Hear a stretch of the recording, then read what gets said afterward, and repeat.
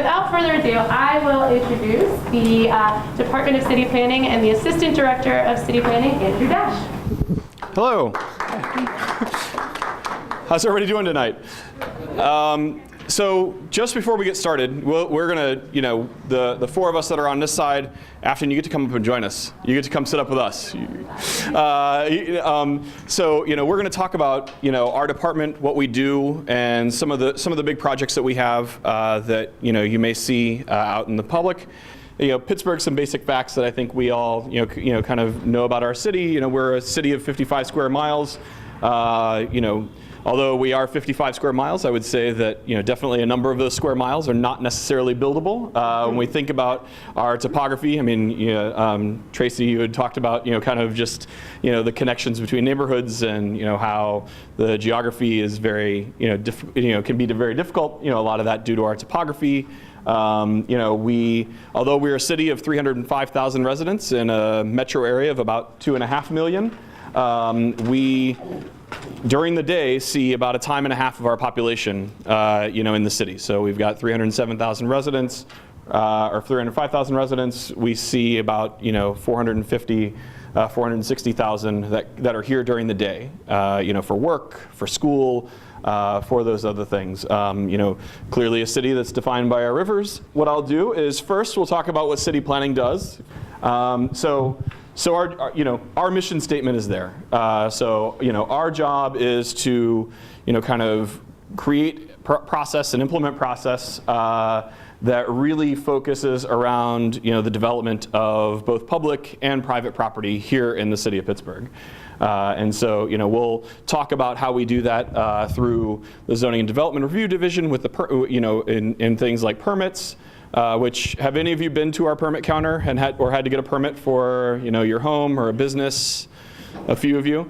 Have any of you been? And then we'll also talk about some of the process that goes through when Derek's up and presenting around some of the neighborhood planning work that we're doing or some of the citywide planning. So have any of you been to a public meeting that's been led by the Department of City Planning? Whether in the last few years some things would be like our complete streets policy or or some of our neighborhood plans.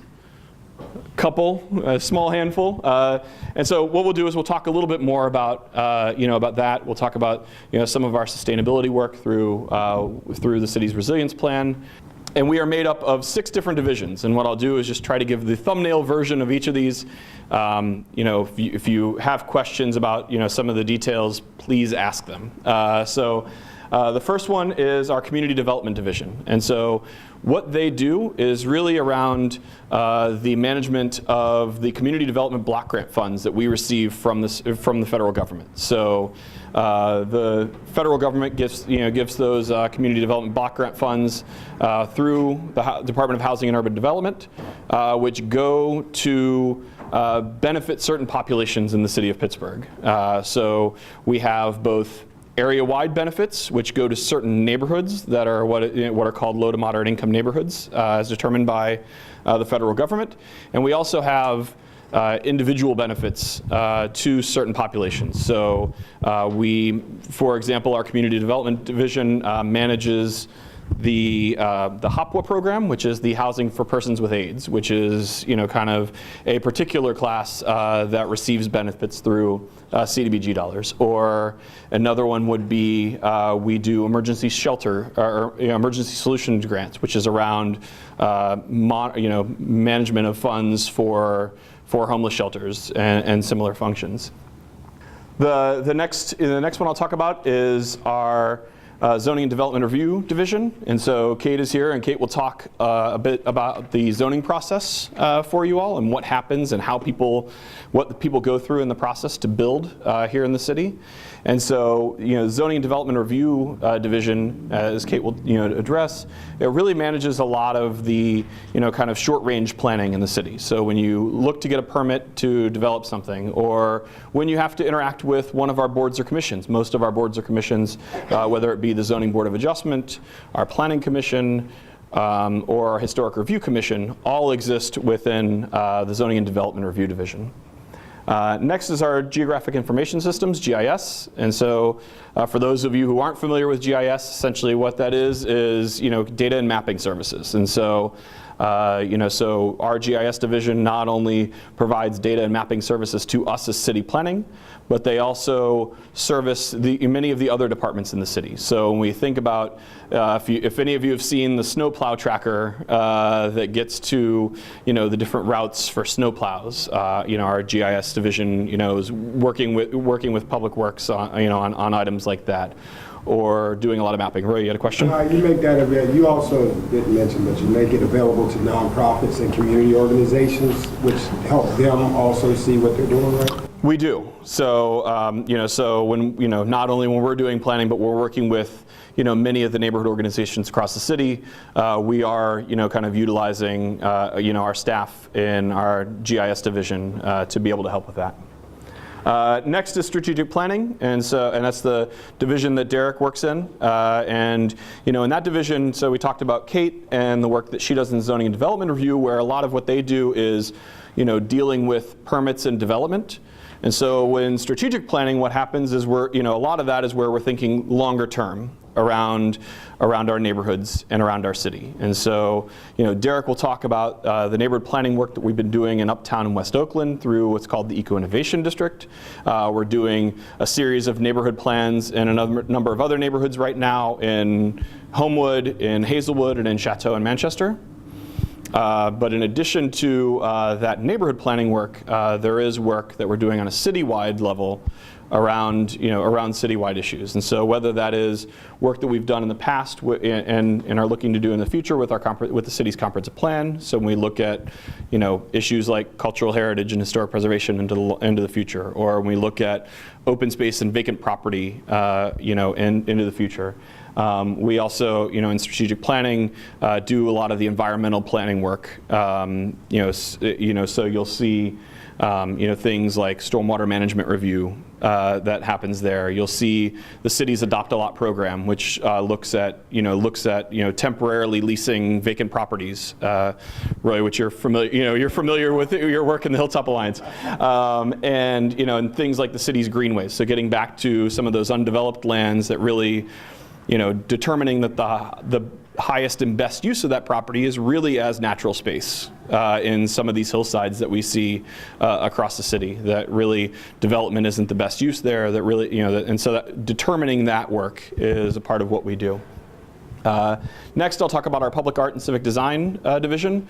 This is a mighty division of two that manages the city's art commission and also manages the city's portfolio of public art. And so, the public art that you see in our parks, out in our public spaces, those are things that are maintained through our Public Art and Civic Design division.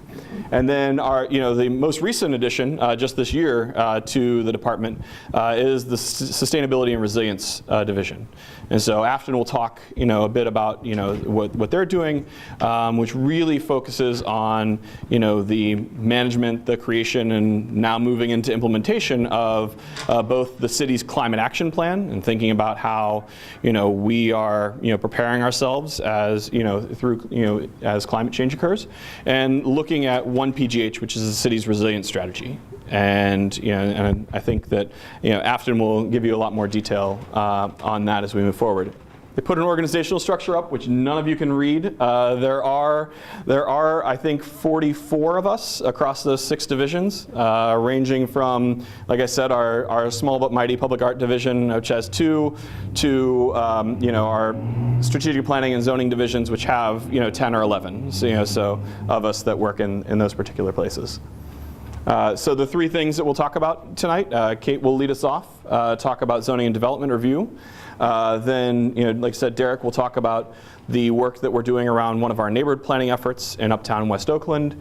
And then Afton will close us out with a discussion of the resilience strategy. So any questions before we jump to Kate around the department? And yes? Like, for instance, you have up here Uptown, West Oakland.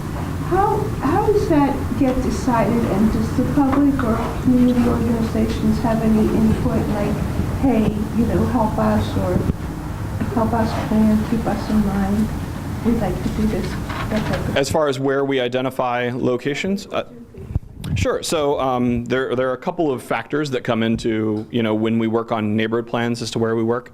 With the one that was just completed and the 3 that we have going on right now, the reason that we're working in those neighborhoods is, for a couple of reasons. One, that those locations have some sort of catalytic development that will create change in that neighborhood. So in Uptown West Oakland, there's, been the bus rapid transit project that's been discussed. And we're working in Hazelwood, where the former LTV steel site, then formerly Almano, now called Hazelwood Green development, is looking to come online, and so there's that kind of very large development that could really change a neighborhood. Or one of the other reasons is that with work, and have you guys done the URA? Molly, have you guys done the URA yet? So if you've done the Urban Redevelopment Authority, they've probably talked to you about the market value analysis. And so looking at the market value analysis and, looking at where there are, kind of weaker markets that are adjacent to stronger markets, noting that, that strength will then come across to those neighborhoods. Because really our goal is to try to create these neighborhood plans to allow development to happen, for communities in their vision, and not necessarily to them, right? So if we want to get that vision in place, we want to have those strategies in place before development really starts to happen in those neighborhoods, to then make sure that the improvements that take place as development come do so in a way that really benefits the residents and the people in those neighborhoods. Does that answer your question? Yeah, and can we get a reference on you from your son for your credibility? Well, he will be back after I'm done, so you can ask him at the end. He'll be playing in the corner somewhere with dinosaurs. But any other questions before I hand off to Kate? All right, take it away, Kate. Thank you, Andrew. So I am here to talk about the Zoning and Development Review Division. So the first question is, what is zoning, right? I'm not going to read you the straight up definition, but the idea is that property owners, tenants, landlords, they have certain rights of what they can do to the property. But zoning places some restrictions on that, because what they can do to their property also has impact on their directly abutting neighborhood and also on the wider community. So the idea is that we set a framework that says, hey, here are all the things that you can do on the property, but here are some restrictions so it doesn't bother your neighbors or it doesn't bother your neighborhood, right? That's sort of the short answer.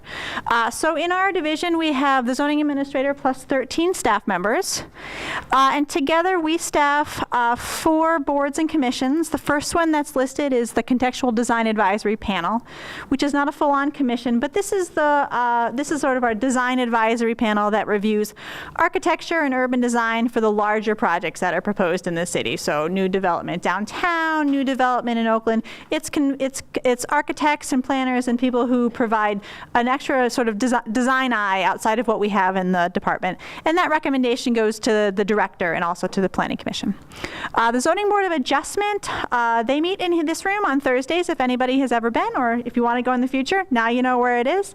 They have sort of a special role relative to certain uses and certain projects require their approval. And then they also hear certain things that if you want to do something that isn't allowed by right in zoning, so you want to build a 4-story house and you're only allowed to build a 3-story house, the Zoning Board is the body that you would ask for that change to the underlying zoning. The Planning Commission, again, also meets in this room. That one is on Tuesday afternoons. They review development projects, again, sort of large development projects downtown and in Oakland. They also hear the zoning map changes and zoning text changes. To your question earlier about community input in the process, our Planning Commission is very interested in making sure that the neighbors of the projects and the community groups for development projects that come before us, or plans or zoning changes, they want to know that the neighbors are in support. It's a public meeting. You can come and testify. You can send us letters. You can send us email. This is a great way to get input on development projects and what's going on in the city. The last one that's listed is the Historic Review Commission. They review exterior changes and new construction in our historic districts and also to locally designated historic monuments. Also meets here on one Wednesday a month. All right, so generally, again, sort of what is zoning? There are certain uses that are allowed by right in each zoning district. Generally, there's two classifications of zoning districts. There's commercial districts, which obviously allows commercial uses. Most of them also allow residential uses. And then there are residential zoning districts. Generally, residential zoning districts only allow residential. There are some exceptions to that for things like schools and other sort of non-residential uses that could be compatible with adjacent residential.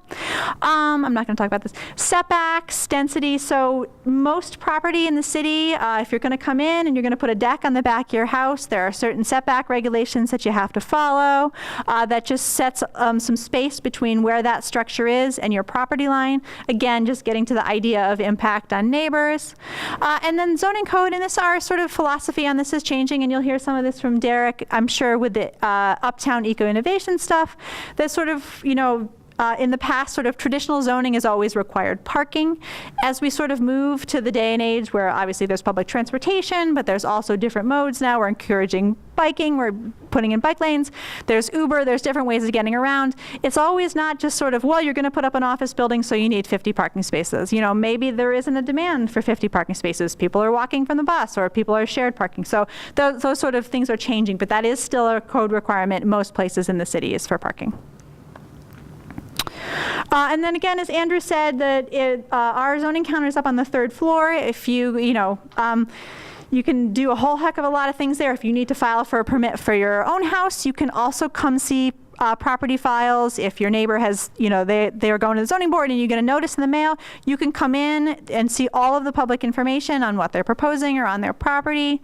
We're getting to more stuff on our website, so you don't actually have to come in, but you can always come into our office to see whatever public files that we have that's available. And is that my last? Oh, and my last slide, we included the building eye slide. You guys may have seen this when you came to PLI, but the Building Eye website has all of the planning applications as well. You can set up notifications. And to your question about the hotel, I actually don't know, but Building Eye would be the perfect place to check. And did they actually show you how to do Building Eye when you? Okay. Did they show it to you at PLI in that section? Mm-hmm. Okay. So yeah, that's the place you could go. You could see whether it was approved yet, and you could see whether they had a building permit. So that is my last slide, I think. Yes. So questions for me? Yes. Just the community organization over were complaining because they said the city actually changed their zoning from being. Sorry, community organization I was at were complaining because they said the city took their zoning away from them having business or being able to have business or stores in their neighborhood.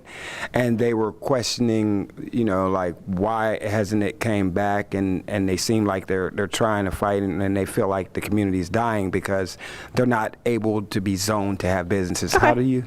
Yeah, that's definitely something that we can talk about, and we would want to talk to the neighborhood planner as well for that neighborhood. But anything where it sounds like the underlying zoning district may have changed from commercial to residential, anything like that would come through Planning Commission, and then it would ultimately go to City Council, and it would ultimately be the decision of the mayor. So any of that would have involved, if you just sort of generally own property and they're going to change your zoning, you would get a notification in the mail. They would also post notice near the property, and you would have the right to testify at both Planning Commission and then City Council. And it starts with the community organization putting the petition in? Yeah, well, that's one way that could a property owner, as a property owner, if they were a property owner, they could file to change the zoning of their property.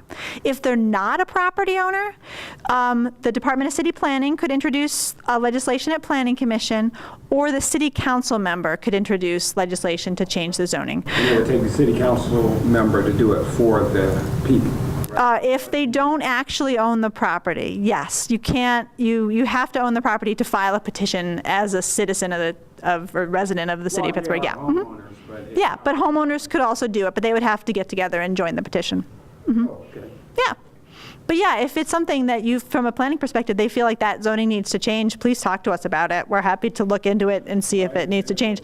Yeah. Some people I know in their community that would. And It's not a quick process. I would say a zoning change is going to take 6 months to 9 months, but in some ways that's a good thing. It allows people notice, it gives people process, they can come and testify, because it does impact people. It impacts what you can do. And, and there's pros and cons. When you have a commercial zoning district, there's probably going to be more people around. There's going to be more noise. They have to deal with sort of the commercial impacts adjacent to a residential neighborhood, which it doesn't mean that that's not bad things. There's trade-offs to both things, but it sort of allows that public process to happen to figure out what's the best thing. I have a question. You just brought up that your department, the zoning department, would be responsible for asking permission for a variance if you wanted to build a 4-story house instead of a 3-story house. And I know that you have to deal with code, and that determines what defines 3 stories. Like, is a basement always a story? Yes. It is always a story? It is not always a It's story. not always a story. If more than half of it is above ground, then that counts as the 1st story. Okay. If more than half of it is below ground, it counts as a basement. Okay. Yeah. And it doesn't count as a story? It would count as if it were a basement, it wouldn't count as a story. Okay. But it does count towards your overall height. Okay. Yes. Okay, We so- always joke in our department that the zoning answer is always, it depends. There's always like 3 layers of nuance. Yes. Okay. And is it also true, like in the city, does our zoning requirements or the code specify that a bedroom must have a window and a closet? That is a building code requirement. Okay. That type of thing is a building code requirement. The only thing that sort of touches on that is zoning is that a family is no more than 3 unrelated persons. Okay. Yeah. Okay. Thank you. Yeah. Wherever you want to go. Oh, there's somebody there, and then there's the green sweater over there. So I live in Polish Hill, and Yeah. there are a lot of houses that were obviously like former like old stores or like business type structures originally. Yeah. And I just wonder if you buy one, how hard it is to have that like re-permitted from like a commercial to like a residential use. It depends. So if a old business with an old storefront had an existing occupancy permit that it says it was a store, and it was sort of nobody ever had an intent to abandon it as a store, you could probably bring it back to that same use. Now, of course, there's always caveats to that, because say back in the day it was a store, it was a hat shop, and now somebody wants to open a restaurant. Well, even though those are commercial uses, you might have to go to the zoning board as a change from one non-conforming use to another. This, of course, is assuming that it's a residential zoning district. If it were a commercial zoning district, I can check in the specific instance if you want to talk later. It would be easier, obviously, to bring that back as a commercial space.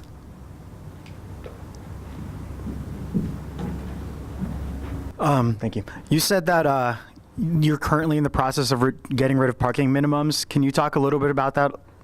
We are not necessarily currently, we are rethinking the way that we think about parking and where it's required. In Uptown, Derek, the Uptown zoning has no parking requirements. Parking maximum. Cap the amount of parking you can build. And again, part of that is around the planning work that's going up in Uptown, right? Where they're proposing the BRT. We're thinking that no parking encourages reusing existing structures, either not demolishing things to create more parking, and we're thinking about ways to do sort of shared parking strategies around sort of community parking structures and that sort of thing. So we're thinking about ways to get people parked if they are driving, or they're on the bus, or they're walking or biking, so that, so right now that current proposal is for no parking. That has a hearing next week at City Council. Okay. Also, are there any plans to make broader zoning changes? Like, some cities have done complete revisions of their zoning code. Are there any plans for that in Pittsburgh? The other big thing that we have going on right now is the proposal for changes to the riverfront zoning code, which would presumably remap a whole bunch of the riverfront from what it is now to a new riverfront zoning code. We're still working on that. There are public meetings in the beginning of December if you're interested in that. Besides that, right now, we don't have any plans for sort of a complete code overhaul. The two that we're working on right now are Uptown and then the riverfront. Other questions? Great. So I will turn it over to Derek. There you go. All right. Hi, everyone.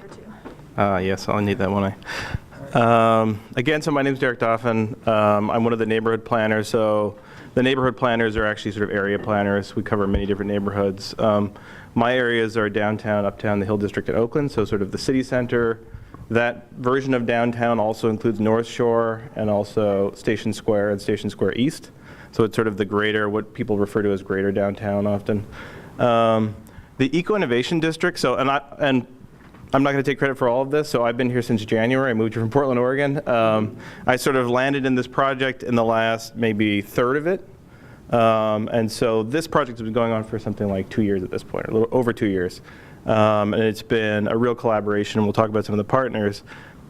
I'm going to sort of take us through a few parts of this project. We can dig into other details as people see fit. But I'm going to cover what we did in Uptown. It's not necessarily a standard for all neighborhood plans by any means, but it's sort of what we felt was the right thing to do in this neighborhood after working with the community organizations for a while.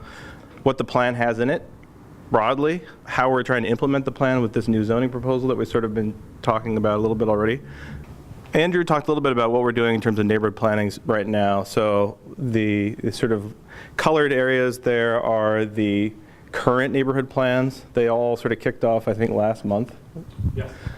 Uptown, officially we were sort of done planning for Uptown maybe at the beginning of this year, and then we're working on writing the plan and working with the community on actually drafting the document and the strategies and the proposals and starting to work through zoning, but the active sort of engagement part of the project was more or less done by the beginning of this year.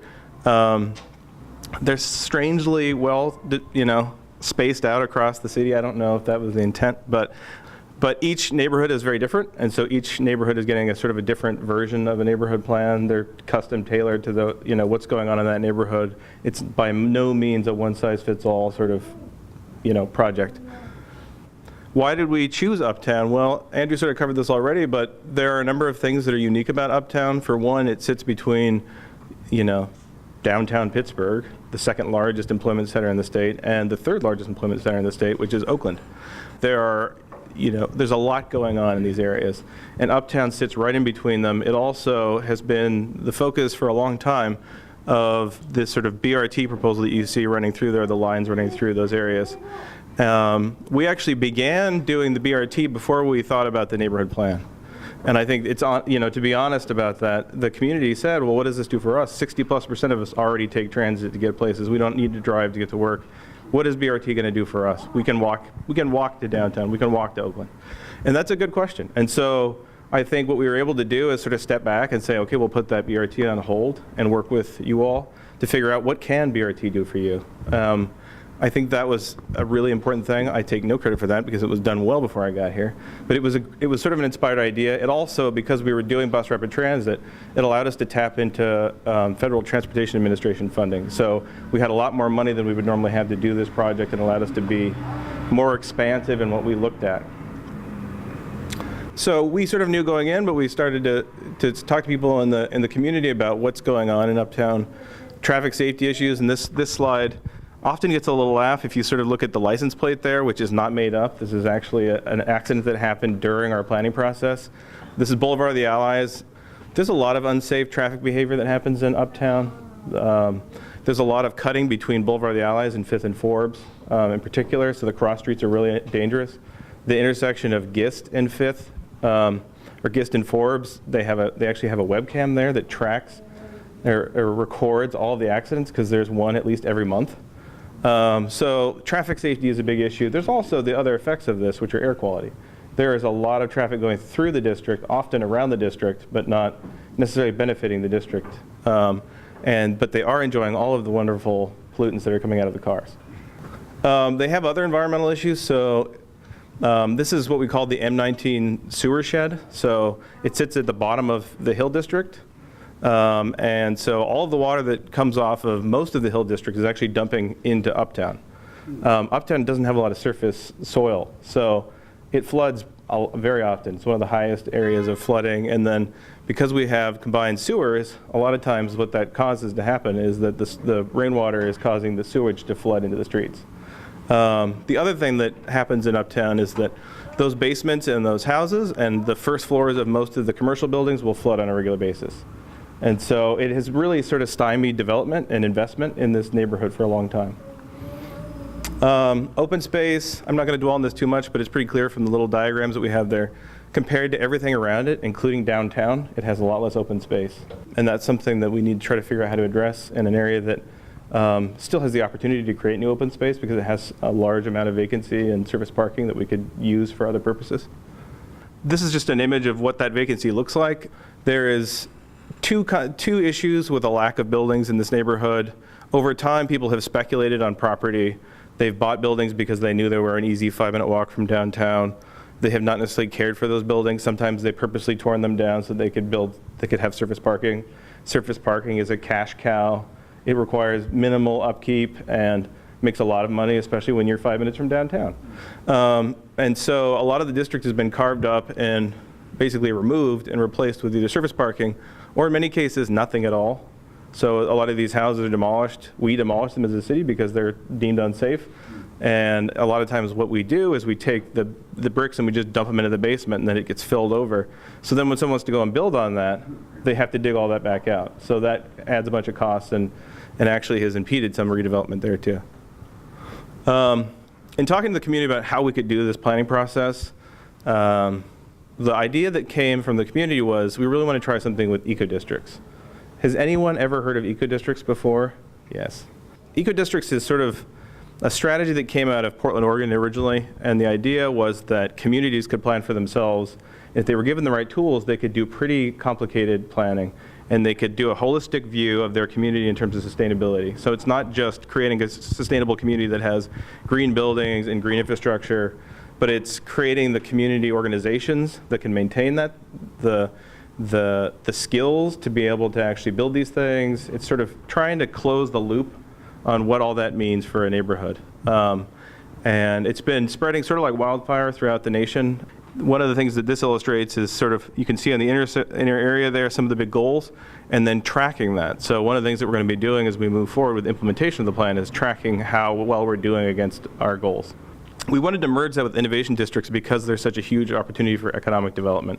Because they're between these two employment centers, there was a strong push to look at innovation districts. This is in Boston. There's innovation districts throughout the country. The idea is that the city can work to provide space for innovation to happen. So this is an incubator or a hub. We have a number of them in the city, but trying to put buildings, repurpose buildings so that there are spaces for people to, start up companies, learn new skills, spaces for makers. These all sort of fit into that innovation district planning process. So we merged the two. We also didn't want to do this in a complete vacuum. So there's a lot going on in the city, as you're learning, and we certainly didn't want to ignore that. So as we were doing this project, other projects like 1PGH, which we hear about, like the Climate Action Plan, and also like the P4 initiative, were all going on at the same time. So there was a big opportunity there for us to learn about some of these problems at the citywide scale. But then as we're working in a very defined area, to be able to think about how you translate those big, broad policies to a little area with actual people. What does P4 stand for? P4 is a partnership between the city and Heinz. It's people, place, performance, and planet. Not in that order, I don't think. But the initial idea is that it could be a decision-making tool for city investments. I think it's become much more than that, and different parts of the city are looking at implementing that. Did the URA not talk about it at all, just for my own? They did, okay.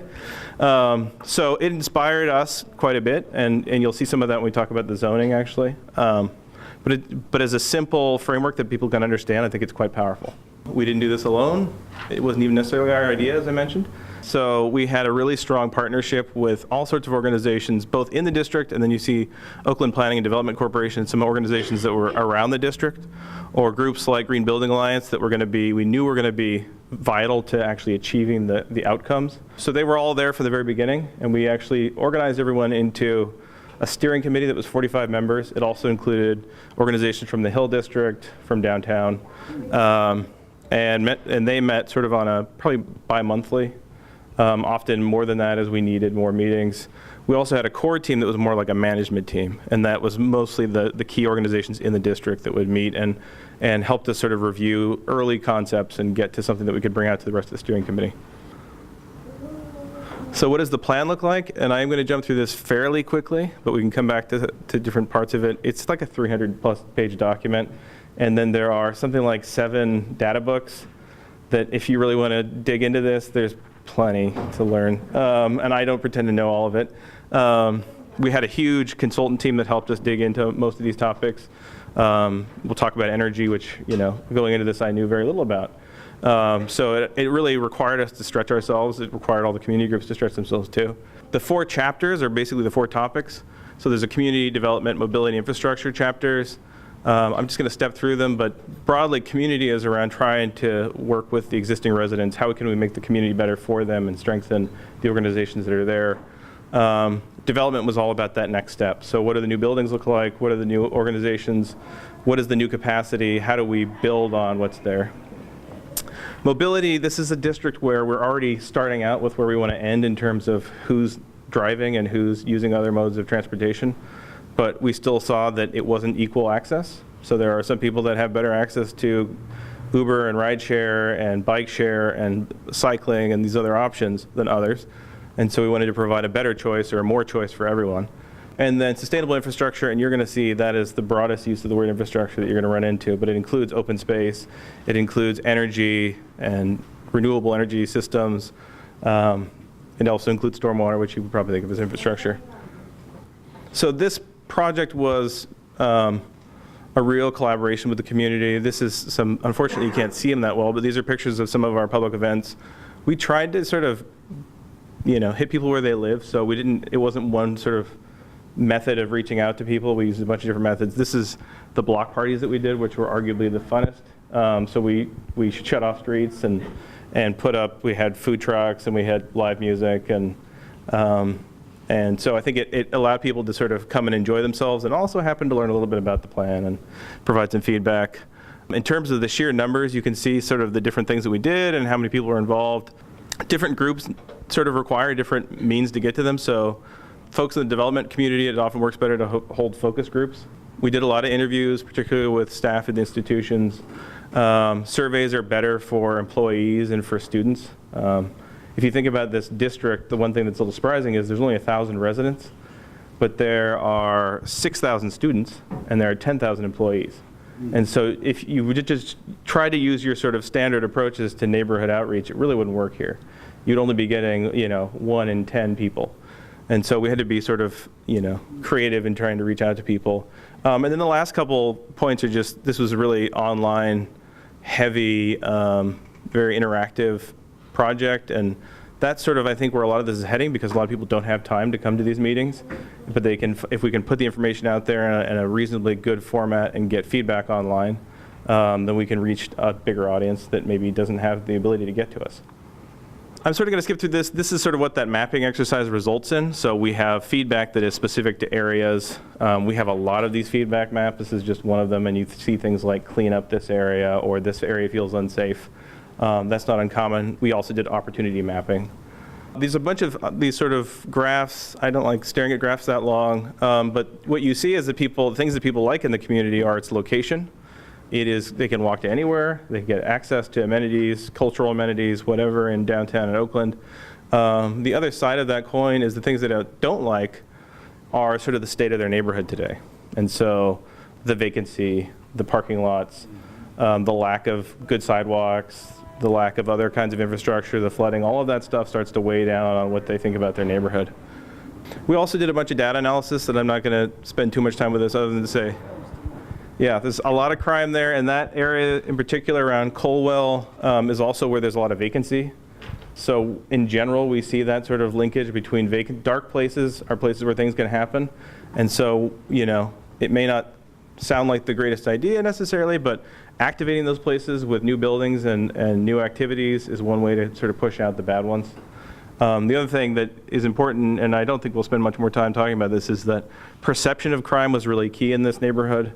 The 2 highest incidences of crime are prostitution and drug dealing, which are some of the most obvious things too. Like everyone knows what they're seeing when they see those things, and so that drives a lot of the perceptions in addition to the darkness and the absence of activity in these vacant and underutilized spaces.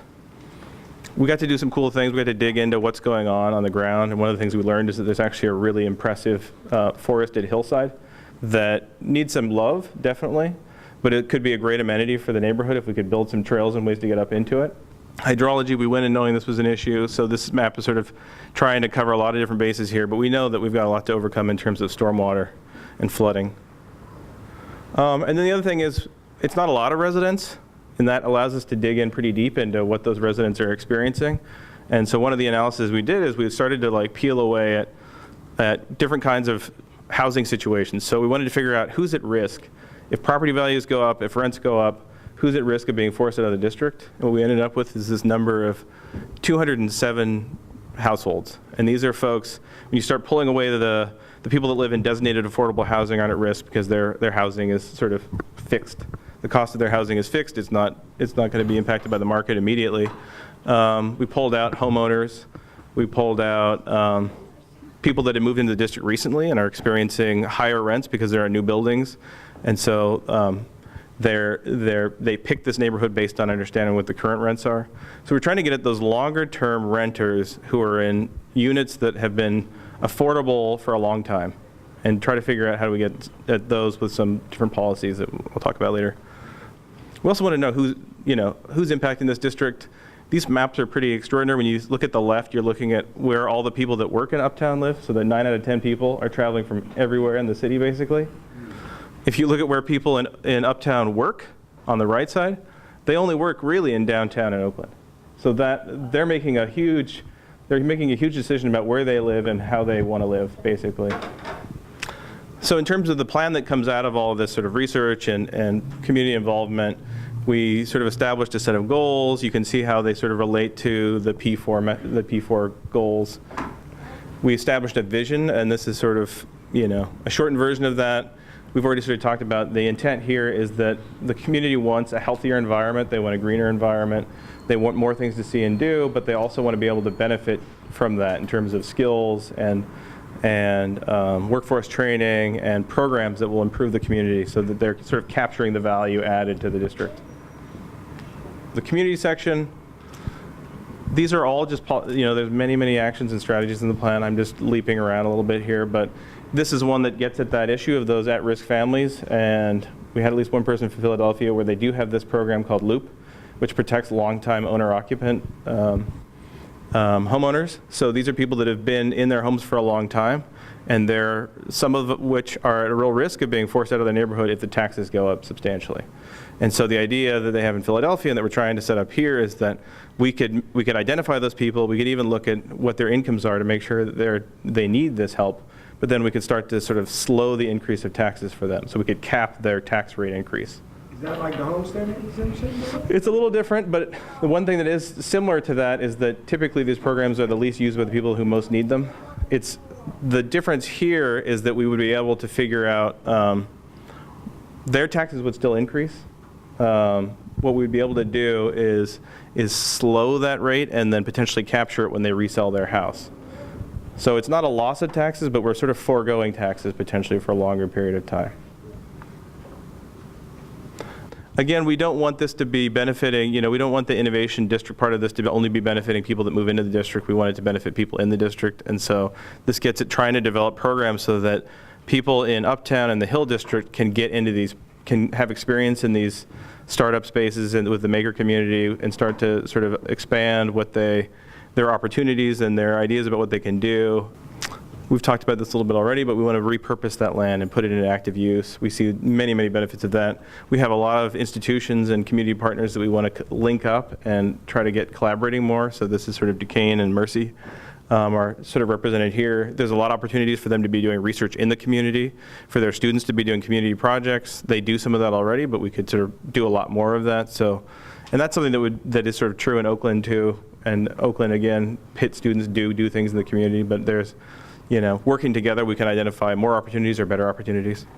In terms of what the new development looks like, we have a lot of row houses. We have a lot of apartment buildings. They're old apartment buildings and very old row houses. They don't serve everyone's needs that well, particularly people that have been in those row houses in some cases for 40 years. They're not the best places to age in place. the staircase, they're very vertical. That can be really tough when you get older. They're designed for young families and not for older folks. And so one of the things that we've been talking about in this plan is how do we create spaces that are more conducive for senior living in the neighborhood so that people don't have to leave their neighborhood just to move into a house that serves them better.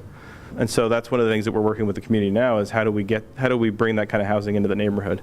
And then that opens up this row house housing for younger people who do want to be in that kind of environment or seeking out that kind of housing stock. This gets at how do we repurpose those buildings? So this is an old traditional Pittsburgh neighborhood where you have people living right up against where they worked. So you have a lot of old industrial buildings, relatively small scale because it was relatively small scale when they built this district. A lot of those buildings are vacant or are basically used for storage. How do we reactivate those spaces so that people can be doing woodworking and small scale production and prototyping and starting to sort of generate economic activity instead of just storing goods for other parts of the city? And so a big part of that is trying to connect with property owners that have probably been sitting on these properties for a long time, sort of helping them see what the argument is for doing something else with their property and linking them up with the resources so they can actually do it.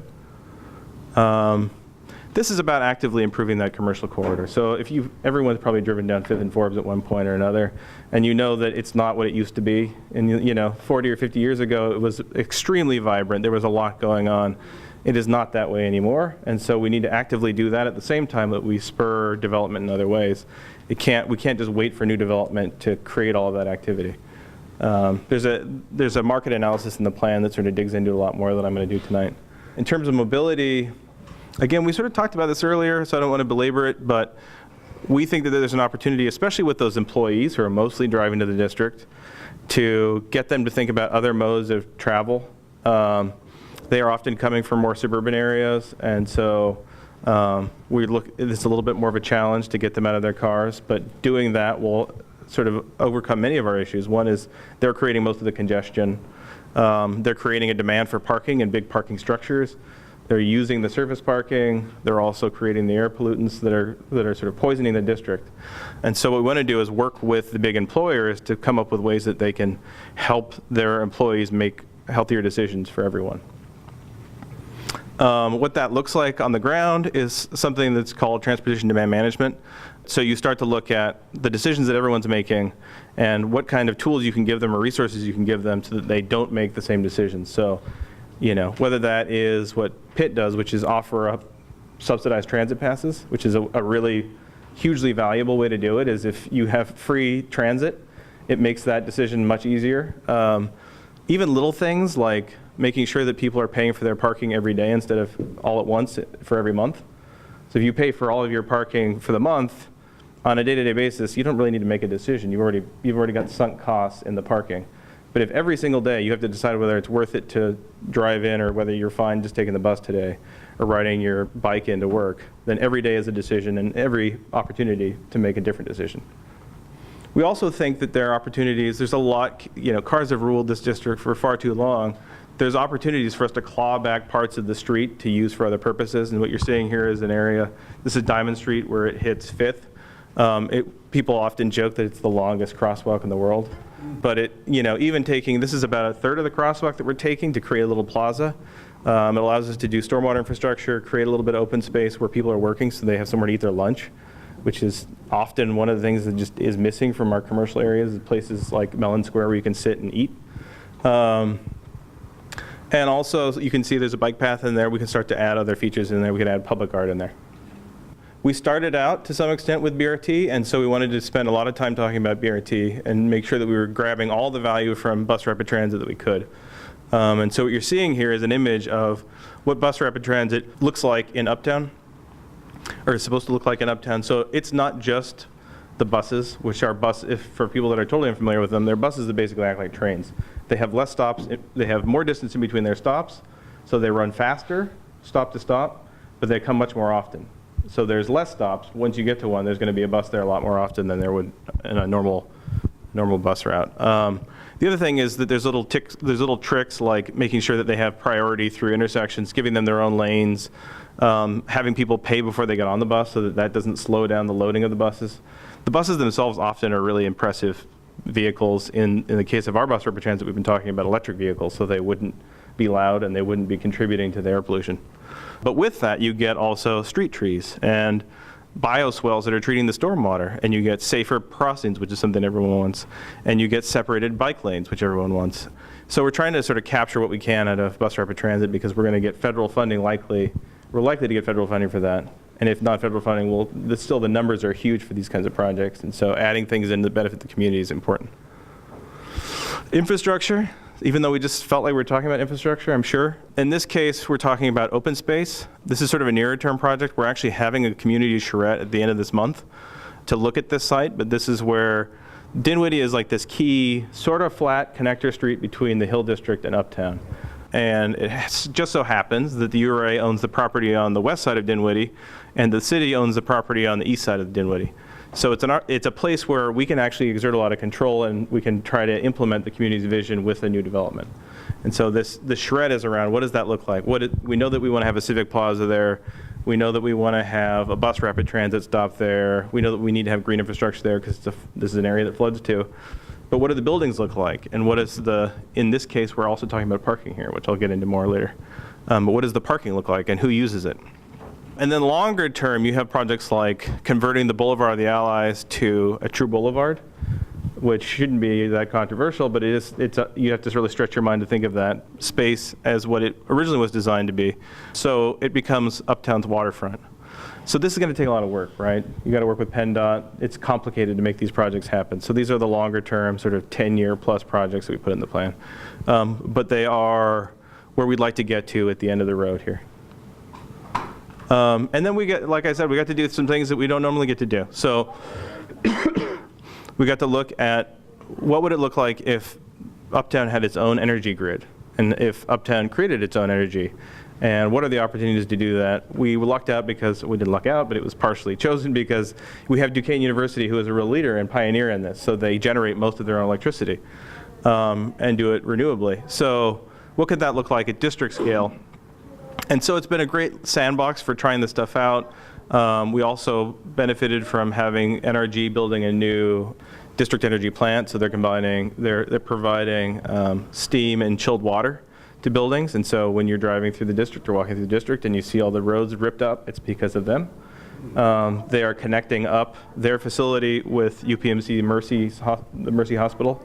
Currently, they're going to be connecting to projects in the Lower Hill and a few other projects that are coming online soon. So how can we start to generate electricity in the district that feeds the district, and how can that actually reduce the energy burden or the energy cost to residents? And then finally, how do we make all this stuff happen once we finish the plan? And that's what we're working on now, which is you create district governance, which is the Uptown Task Force. It's all the people that we worked with, plus some new people that we didn't work with during the planning process.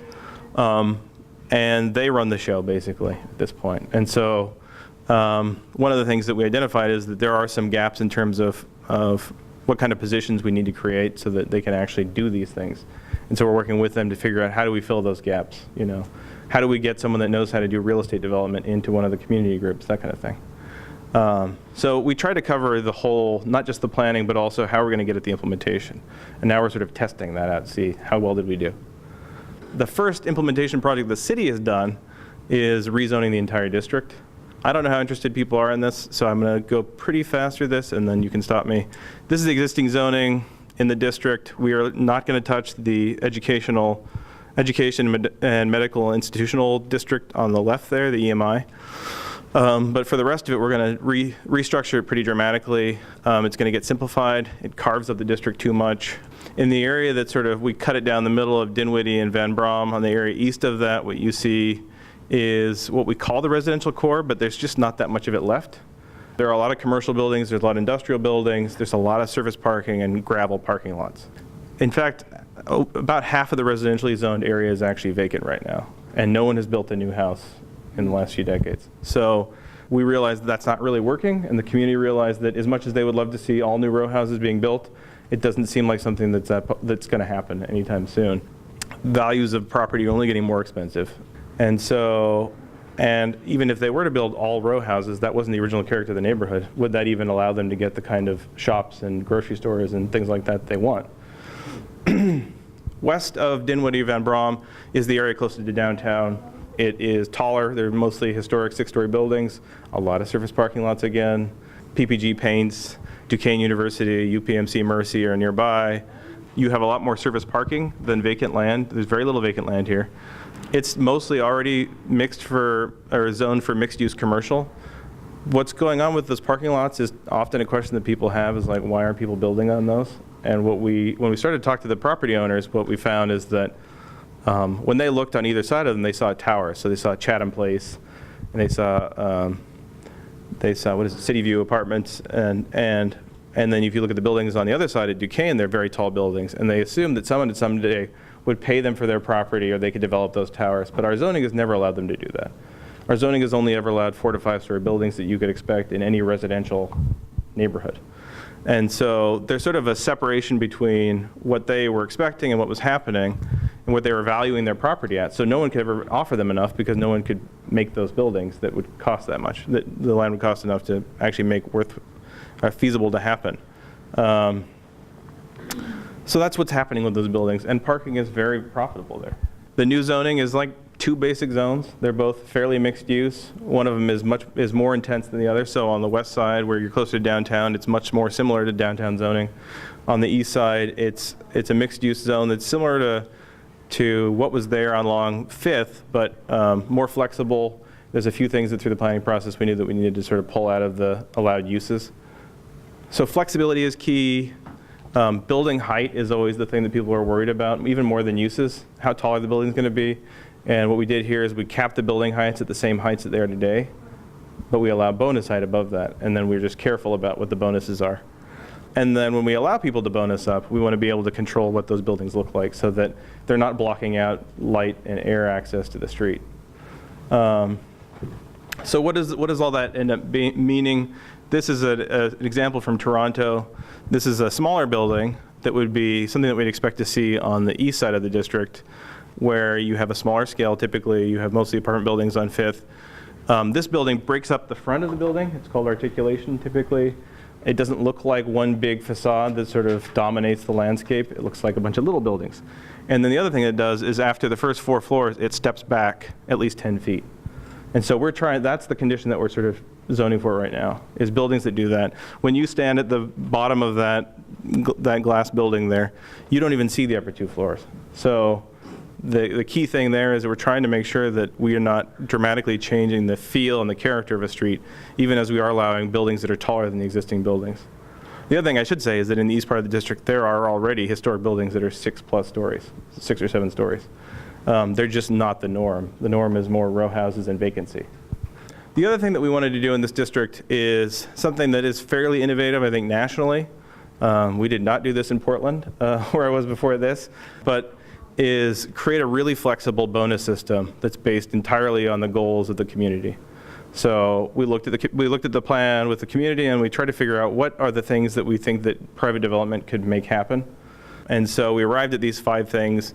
Energy efficient buildings helps reduce the energy demand of the district. Buildings that produce their own energy actually are generating energy that can feed back into the grid, this microgrid that we're talking about, or we should definitely make sure they're connecting to district energy and supporting district energy that other people could use. We want to provide affordable housing in these new buildings. We want to treat stormwater with green infrastructure that has other benefits like trees and just making it feel better. And we want to design or reuse buildings to design new buildings that look like old buildings and reuse buildings to make sure we're maintaining that character. What could that look like? On the west side of the district, where you can get taller buildings, much taller buildings, you could see something like this, where you're seeing people, it's a green building, but it's also a building that treats its own stormwater and it provides amenities for its residents. So when you take all that together and you look at it, we sort of model out the district. On the west side of the district, we're willing to allow people to use those bonuses to get up to another 120 feet, so triple the height of what they would be allowed without the bonus. The goal there is to make the bonus so attractive that they'll do it. And the more that they use the bonuses, the more they're implementing the community's vision for the district. Do they have to buy the bonuses? Or? They have to earn them through doing those things. So they have to earn them by really high standards for energy performance or by providing energy or green infrastructure or affordable housing. The green roof initiative in that Lower Hill district you were talking about, a lot of those homes are flat roofs. Like, has the city, I'm so sorry. As far as the Hill district, and a lot of those homes are flat roofs, and you were saying as far as those green roofs are creating a lot of good. Is there something the city's thought about as far as approaching maybe some of the longtime standing homeowners that are there and seeing if they would be interested in possibly doing green roofs? So I am not even probably in the room the expert on eco roofs, but my understanding is that eco roofs actually put a lot of load on the roof of a building, and that residential structures, especially particularly ones that are over 100 years old, might not be able to actually handle even if they do have flat roofs. But a lot of the industrial buildings have overbuilt roofs, right? They're built for the ability to withstand fire and all sorts of things. So they have huge flat roofs. They'd be better candidates, and some of those actually, if you look at the district, already do have eco roofs. Now, is it possible that there might be like federal grants that might help with residential properties doing that, or it's something that the federal government hasn't thought of? I don't know that there would be for residents doing eco roofs. I think it would be the opportunities often around the federal government are related to stormwater management that like the Sewer and Water Authority has to do as a that's what they regulate and what they're responsible for. And so they have money to do stormwater projects. So far it's been in the right-of-way on public property. What they're looking at is a grant program whereby they could actually fund people to do stormwater on their site. And one of the ways that they could do that is if you had a building with a roof that was strong enough, you could potentially use that money to put towards an eco roof. Okay, thank you. Oh, right there.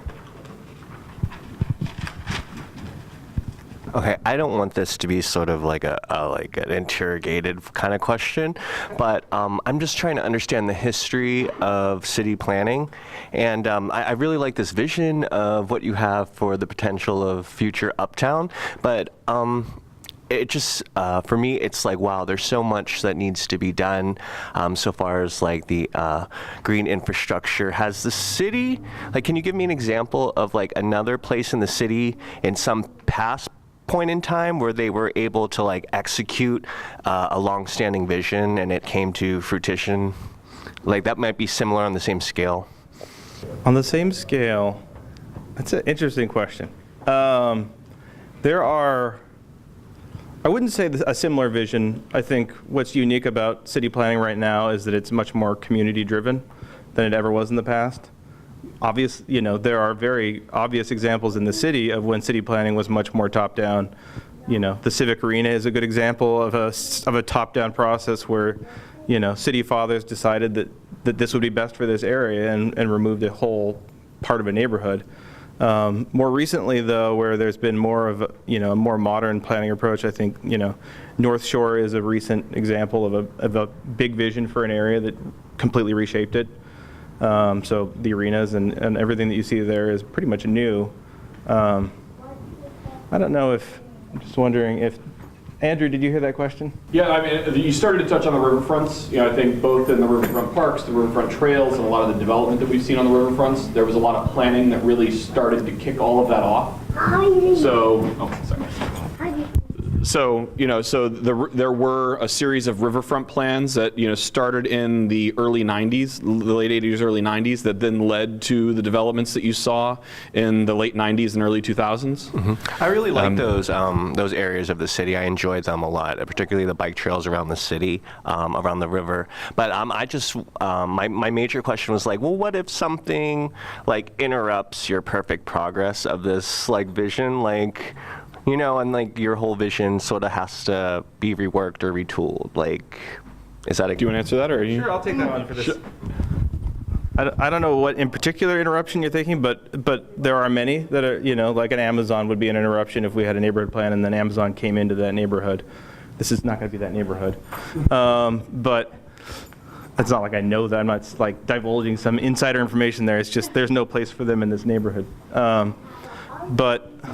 The goal with neighborhood planning is to be as flexible as possible and to just get you to the right amount of detail so that you are not making a bunch of foolish statements that in 5 years will seem hopelessly out of date and not make any sense to anyone.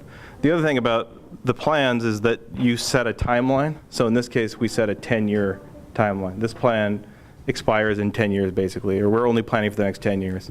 And that's, I think, a reasonable period of time for a neighborhood plan that's this detailed. I think even as we were going through Planning Commission, a lot of the commissioners were asking, like, haven't you got too much data in here for a plan that's going to sit around for 10 years? So we put a lot of data in this plan. You saw a lot of data. Most of that data will be stale in like 2 years.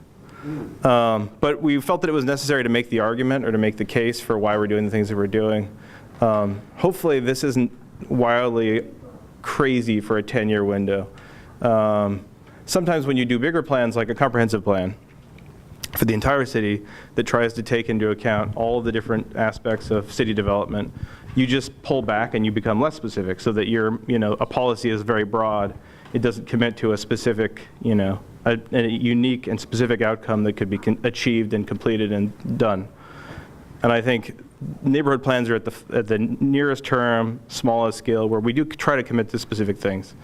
Could it all change in 5 years? I find it hard to believe that it could all change in 5 years. The goal is that we are looking at data, that we are looking at trends, that we're trying to do as much forward thinking as we can, and we're being realistic about what can happen. I think often with neighborhood plans what happens is that the market moves much more quickly than we think it will. Some of these things that we're talking about could happen very quickly if Amazon showed up in Pittsburgh. But we don't plan based on Amazon showing up in Pittsburgh, but I think most of these things are quite practical given what we know today. And that's, I think, as much as we can do. Thank you. Yep. I don't think I have many more slides. This is just the other side of the district. So here the height doesn't get that much taller. So we allow people to bonus up to 70 feet from a base of 40. Yep. The 10-year window that you're talking about, like say this is Uptown you're working on, this 10-year window, being that there's other parts of the city that are in need to be developed, how does that work? Because are the scheduled timelines for the development in each area the same, or are all the projects running to where the city can focus with its budget to be able to say, hey, we're working in Uptown, but we want to get sort of over on the south side. We're going to work there. Yeah. And then how do you hop around and complete the job, because you do have to scale it out for how long it's going to be and keep it on budget? Yeah, that's a really good question. And a point that I did not cover is, what do these plans mean, right? Like, so who implements these plans? And the answer is that much of it is not us doing it. So a lot of the work that city planning does, and this is true in every city, is that we work with the community and these community partners to establish a vision and sort of a work plan for them to do for the next 10 years. There are certain aspects of this, like rezoning the district, that obviously only we can do. There are other aspects of it, like rebuilding 5th and Forbes and putting in bus rapid transit, that only the Department of Mobility Infrastructure and the Port Authority can do.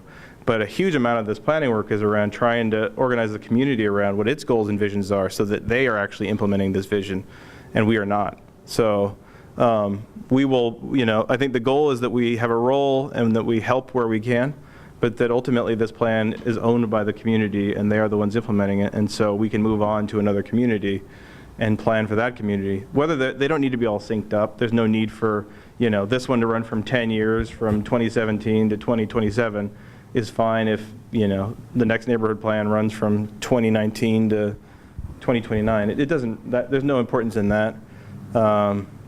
Well, I was just wondering about, how funding is, and budgets have become a major part of the city as far as funds coming in, and the federal administration doesn't seem like they want to give more money to development after leaving what we heard at the URA. It's just a curious thing with this, people need growth and help in developing their communities, and it's like, we can give you the plan, but what are you going to do from there? Right. Yeah. And the gaps are getting bigger, right? Yeah. There's less federal funding coming through than we've been sort of used to federal funding running a lot of this, and planning to federal funds that we're not sure are going to come through for us anymore. I think that was, that sort of thing is going through in the background of this kind of planning process. So you'll see a lot less reliance on federal funds to do what we try to do in this plan, and I think that will also be true. Private-public partnerships, finding other funding strategies, and there's a big portion of the plan that's trying to come up with new and innovative funding mechanisms. And most of these would be citywide, but trying to figure out how to capture some of the value of the sustainability work that we're doing. And there's a whole host of things that people are working on right now to figure out ways to fund a lot of this kind of work that aren't dependent on the traditional federal funding. Do you use a think tank for that, or is it No. more or less just certain offices decide? So I would say different groups are doing it differently. So like the Sewer and Water Authority is working on one way to fund stormwater. Each department has their different focus, and so they're sort of thinking about how they can fund their parts of it in the current environment, or in what the predicted environment is. One of the things that we talked a lot about in here is a tax increment district that's related to transit or transit investment, so it's TRID. And so how can we know that transit increases the value of property wherever it goes, that people want to develop there and people want to live there. And so how do we capture the value added to these projects so that we can fund more investment in that neighborhood? It's really complicated. I don't pretend to understand it to the level that I would need to be conversant for us to dig into it. But in this district, it's looking like that would take a couple different phases to actually work out. The first phase may only fund the BRT itself. And then later phases may be able to put money into the pot for other community investments. I don't think I have any other slides, by the way. Okay. Yep. Hi, I live in Squirrel Hill North, which is the area closest to the universities.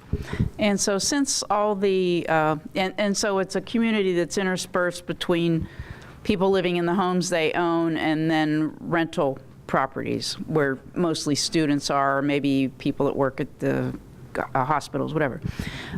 So since all the apartments went in at Bakery Square and East Liberty, and like every time you turn around, like 500 new apartments are getting built. What happened this year for the very first year is that there are a lot of vacancies in Squirrel Hill North. Like in the past, a landlord would put out a sign in April, would go down in May. Now there are many places that are still vacant from April. So I wondered, whenever somebody gives the permits, or I mean, I'm not a landlord, so I'm not asking this personally, but I wonder about those landlords. I wonder about kind of who has their back and what their plans would then be. If anybody looks at, if we put 1,000 apartments down here, suddenly what impact is it going to have over there? And if I were a landlord, I'd saying like, what the heck? I mean, why did you do this to me? I had a really good gig going here. So just, you get my drift? Yeah. I'm just going to answer as a strategic planner or a long-range planner. I don't think we think about those kinds of things, but often that's the outcome that we seek. So in the case, one place where that's the most true, I would say, is in Oakland. So if you think about the stresses that students in chopped up row houses have placed on that community, and for long-term residents, the kinds of issues they've been dealing with, and the common complaints about what's happened to their neighborhood. A lot of that has been driven by more people want to live in Oakland than there is space for people in Oakland. And for the longest time, the answer was people would, if I owned a house and I had my family in the house and then I wanted to sell it, I would sell it, and often a developer would buy it, and they would pay a huge amount of money for it because they know they could chop a house up, often illegally, into many units, and then rent those out to students, and they had a captive audience because the students wanted to be in Oakland and didn't have anywhere else to go. What we've sort of heard, and we haven't done the research on this yet, but what we've heard from a lot of the property owners is the result of the new apartment buildings that have started to be built in Oakland around 5th and Forbes are actually taking pressure off those homes, and a lot of them have had a hard time leasing up. So they are sitting open for longer too. And in that case, that's something that I think the community would be happy with, because they want those homes to be used by longer-term residents. They just recently lost their grocery store, and one of the reasons they lost the grocery store is that the grocery store couldn't make it through the summer cycle when there was no one there to eat food. So they need, what they have is like a very transient population, and what they wanted is to stabilize it. But if you had a family and you wanted to move into Oakland, you had very limited opportunities to do that. If you wanted to buy a house, very few opportunities to buy a house, because they're all going to developers who are renting them to students. Students don't really like that environment, so I think The other thing is just allowing the market to sort people out a little bit. So for us as planners, what we're trying to do is put increased densities around areas where people have good access to transit and other ways to get around. And so Fifth and Forbes for us is a better place for people to live than further afield where they have to drive. And so when we look at an area like that, we would see it as beneficial to increase density there, to create more apartment buildings, and those apartment buildings will attract different people, and they will attract a lot of students. They have amenities to offer that the row houses don't, and then the row houses could return back to owner occupants again, if the market demands it, or they could be converted, to some other use. But I don't think that we see that as a problem necessarily, or that we're worried about what the land, the people that own 5 or 10 houses are doing when the market demand isn't there for their house. I think they'll figure out, especially in the case if they have a whole house they've been renting out. I think they'll figure it out, just like the people that are developing the apartment buildings are figuring it out. For us, it's important that we have people in density increasing where we have access to transit and other resources that people need. So as a follow-up, so if I wanted to build a 500-unit apartment complex on Butler Street in Lawrenceville, do I need to show that there's some kind of need, even though there's several other 500 apartment units down the street? I mean, do I need to justify why I'm building it? No, not to us. To Why your not? bank, you are. I mean, they About the zoning, right? yeah, so if we've zoned, and I don't know that we've zoned to allow that on Butler Street, but Well, I'm just using that as an example, but as you go from like Bakery Square down towards the river, Yeah. like East Liberty, Butler Street, whatever, I mean, really, every time you turn around, there's like, wow, new apartments, more apartments, more apartments, more Yep. apartments. Maybe it's all to prepare for Amazon, huh? we're pre-preparing. We knew we had foresight 5 years ago. No, I mean, we don't, the market sort of regulates itself, and the financing follows what people think is, people that know a lot more about these things than planners do often about what is going to be profitable. They're looking for profit. They're not going to build a building to have it sit empty. And so I don't think that we think that we're brighter than them in knowing what's feasible and what's not. We do get concerned, and we do studies to figure out when we think the market is going to overproduce something, because that inevitably that is where you end up, is that the market does overproduce something, and then everyone stops building that, and you have apartments that sit on the market. But again, that's also part of the way the market works. Okay, thank you. Yeah.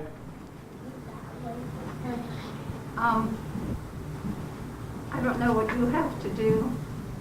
Thank you. I don't know what you have to do with what's going on where the old Civic Arena was, but you are uptown Oakland, downtown. Right. Did you have anything to do with the plans that are going on there now with the new housing development? Who would be responsible for that? What do you mean by responsible first? Well, I don't know if you know the history of that whole area, but back in the early 60s, they put the Civic Arena up, and everybody in the neighborhood was sent packing. Then they put the new arena up, which keeps changing names. Paints now, Pittsburgh Paints. PPG Paints. And moved people out. Now they're putting a new housing development in where the old Civic Arena was. It was just, I think, approved last week. There's going to be 20%, quote, affordable housing. We don't know what affordable means, but they've kicked all these people out, and they're not going to be able to move back in. Do you have anything to do with that at all? Who? So, do you want to talk about, it seems like a simple question, but there's a lot of layers to that one.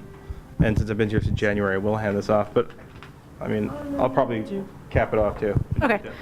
Yeah, so what happened last week wasn't actually an approval for the housing, and I think it was a URA action. They will have, so there is an approved master plan for that development site.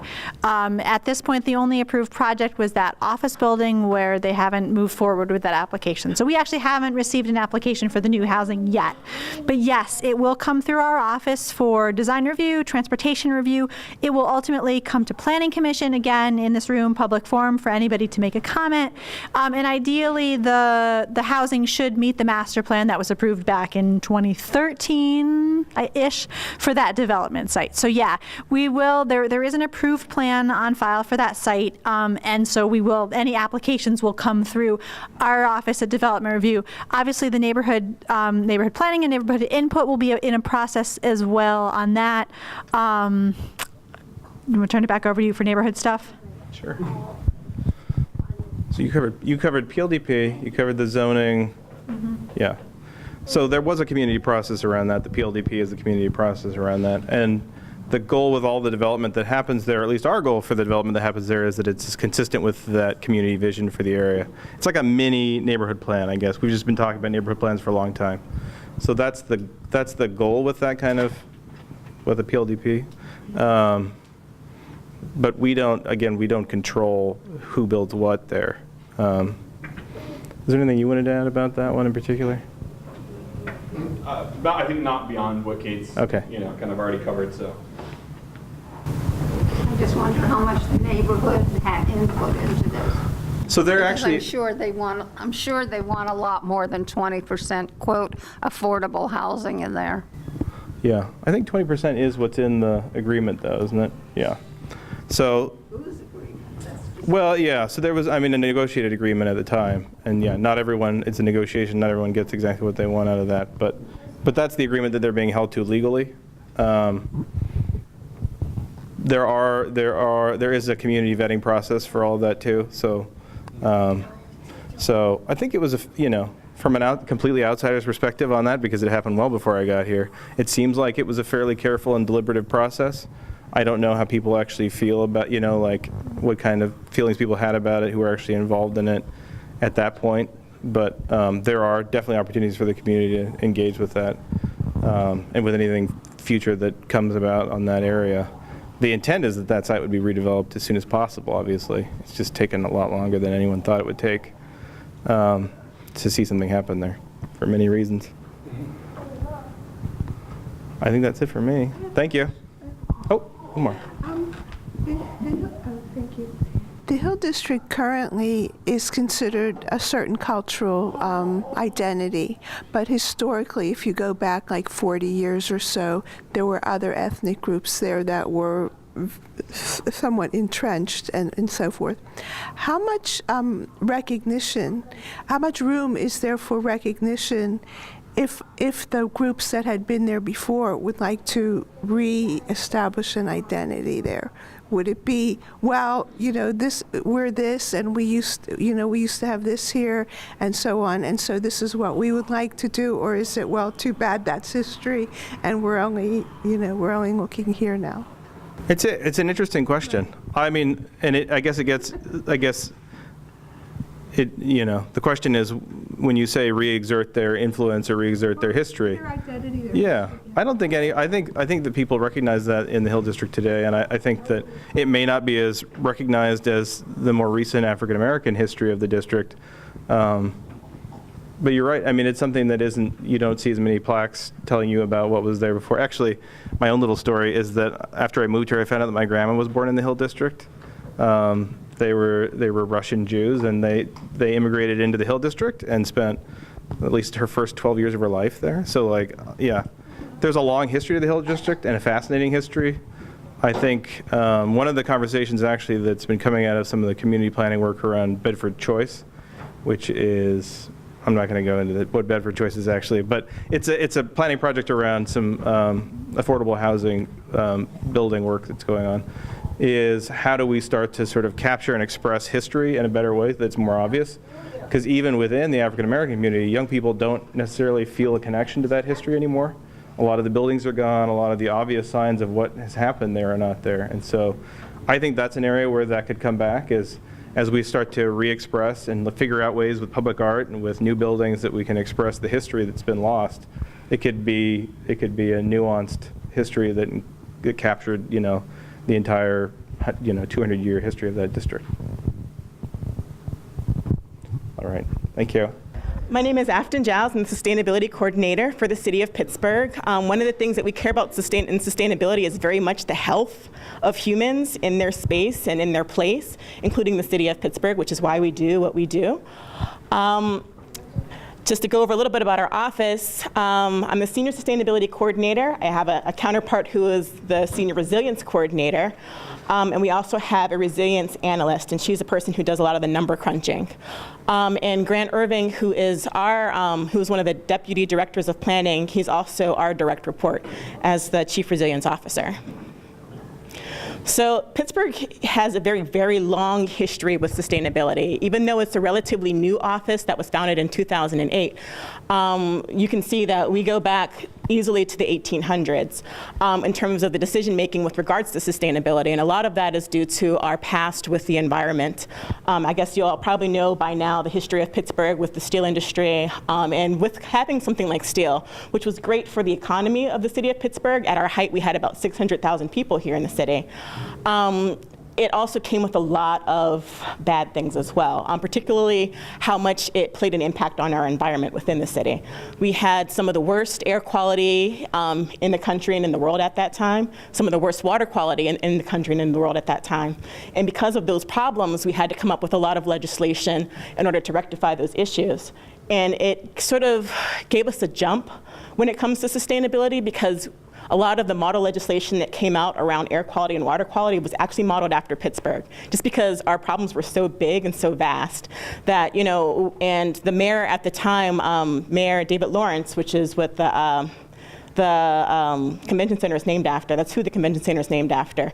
He really said that one of the biggest things and the best things that he can do for the city is to actually give us our air back so that we can breathe, so that we can be here.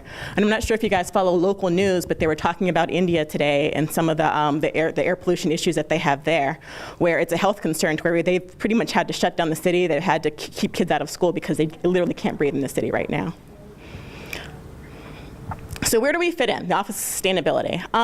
We have had a few lives since 2008. I started off actually working as part of the mayor's office in 2008.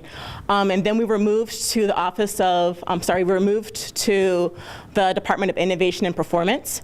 And we were renamed from the Office of Sustainability and Energy Efficiency to the Office of Sustainability and Performance. And then now we're actually have been moved into planning as the Division of Sustainability and Resilience. So why so many moves, why so many changes? A lot of it has to do with the focuses of the office. When we first came in and sustainability was brand new, a lot of our focus was on legislation and figuring out some of the policies and the direction of what we need to do. And we were most effective in the mayor's office in order to get a lot of that accomplished. It also gave us the ability to have a better top-down impact with regards to the different departments that we were going to be charged with working with. When you say that, hey, I'm from the mayor's office and this is what we need you to do, it gives you a lot more oomph behind what you need to do than if you're coming from a different division and trying to work your way back up. Now that we are more institutionalized within the city, we're able to be more effective as a division of planning, because a lot of what we're doing now is trying to integrate sustainability into a lot of the plans that we're doing. You guys already heard about the eco district, so our office had a role in that application and determining all the different factors that we need to think about with regards to human health, with regards to infrastructure, water infrastructure, energy that needed to go into that plan. So. And it's also included in the slide deck as an opportunity to say that we are flexible as a local government. Nothing is static. It doesn't have to stay in one place. You can move it around. You can move around the pieces as we grow and as we change as an institution.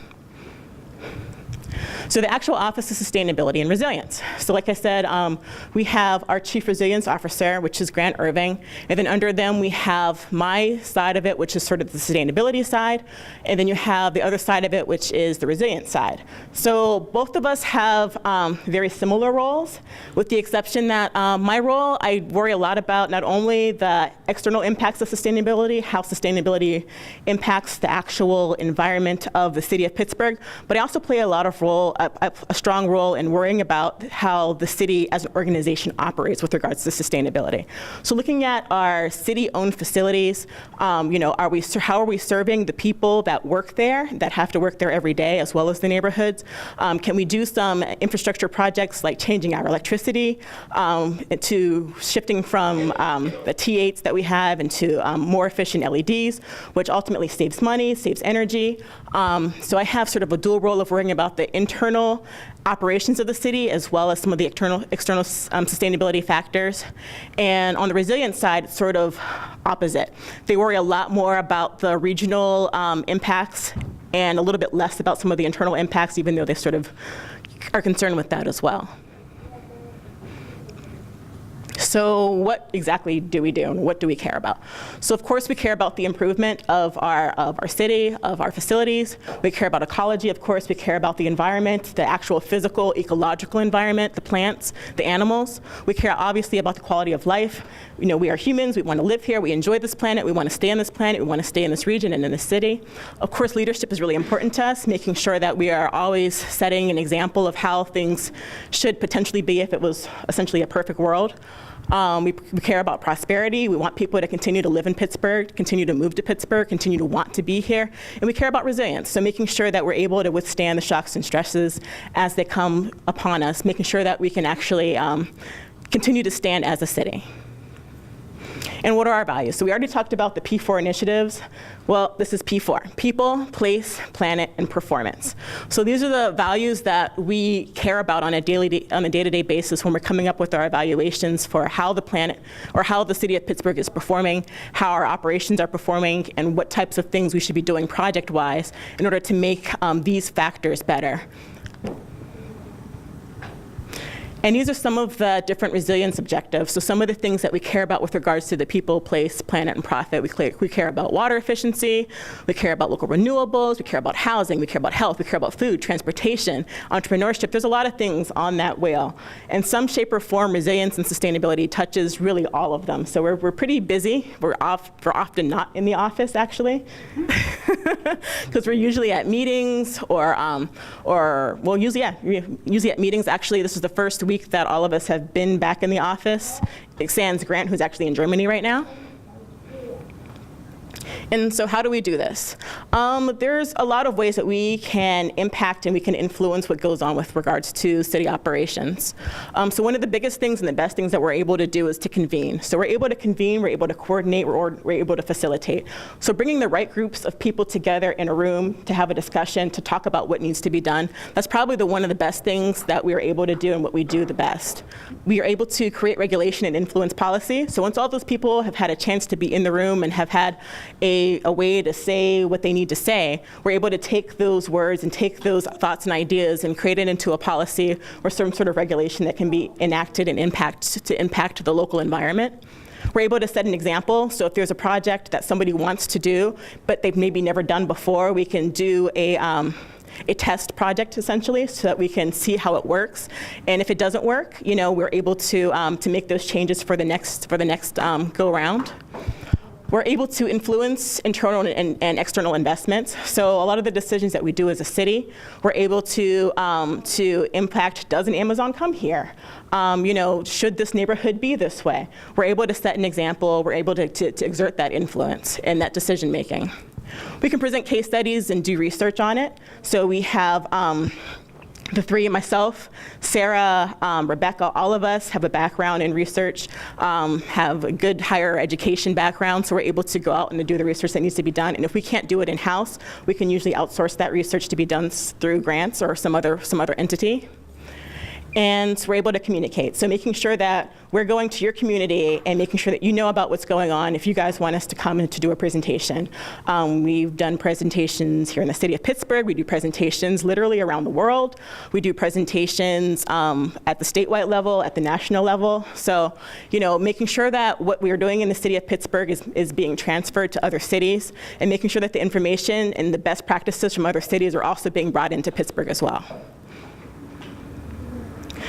So the strategies pushes forward existing actions and supplements with new initiatives.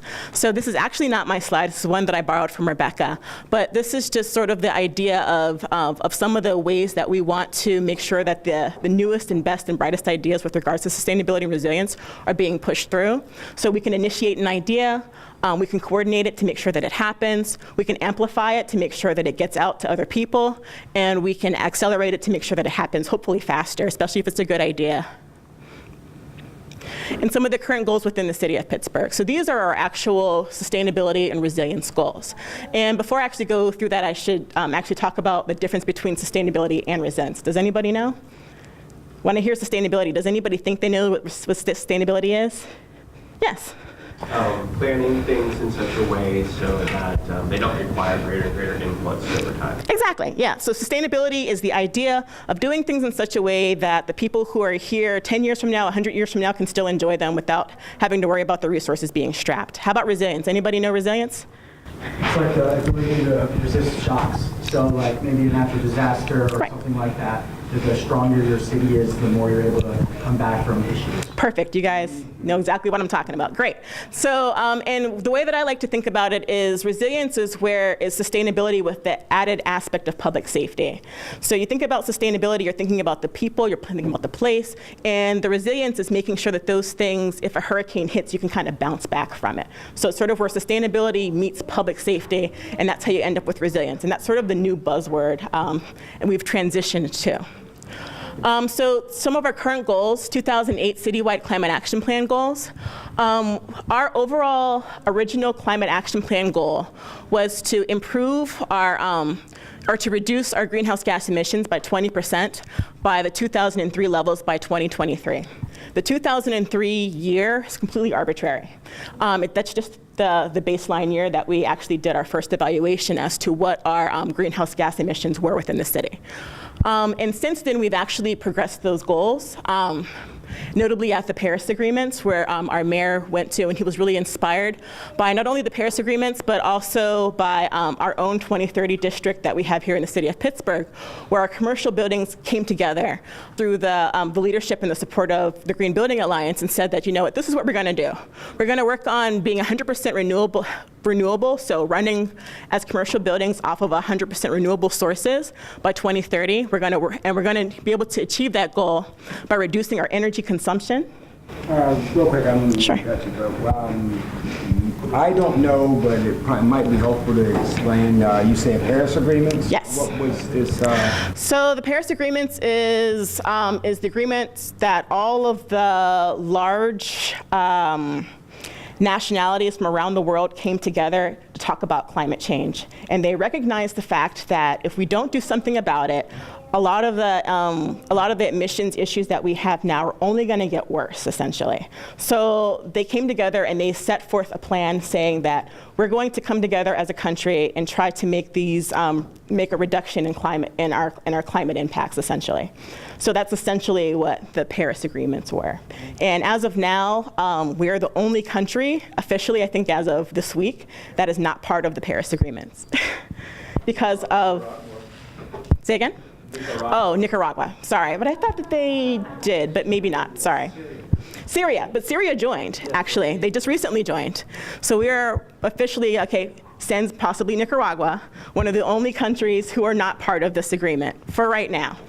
But that could potentially change because we actually can't officially pull out of the Paris agreements until, let's see, I think it's a 4-year agreement, actually. So we can't officially pull out until it's time for President Trump to get reelected.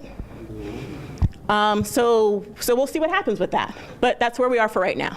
But anyway, our goals include having the entire city run off of 100% renewable energy source supply, by reducing our energy consumption by 50%, by reducing our water consumption by 50%, by having a 100% fossil fuel-free fleet.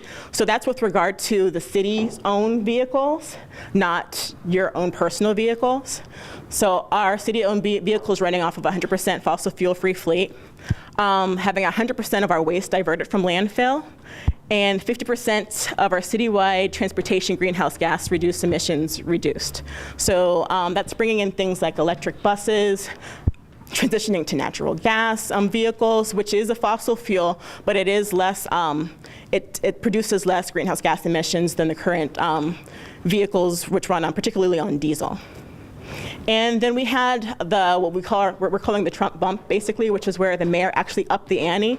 And he said that he wanted to increase that 100% renewable energy supply for our city-owned buildings to not just be for city-owned buildings, but actually the entire city of Pittsburgh. So that's what we're striving to. So it's a lot to strive to. How in the world are we going to do all this, right?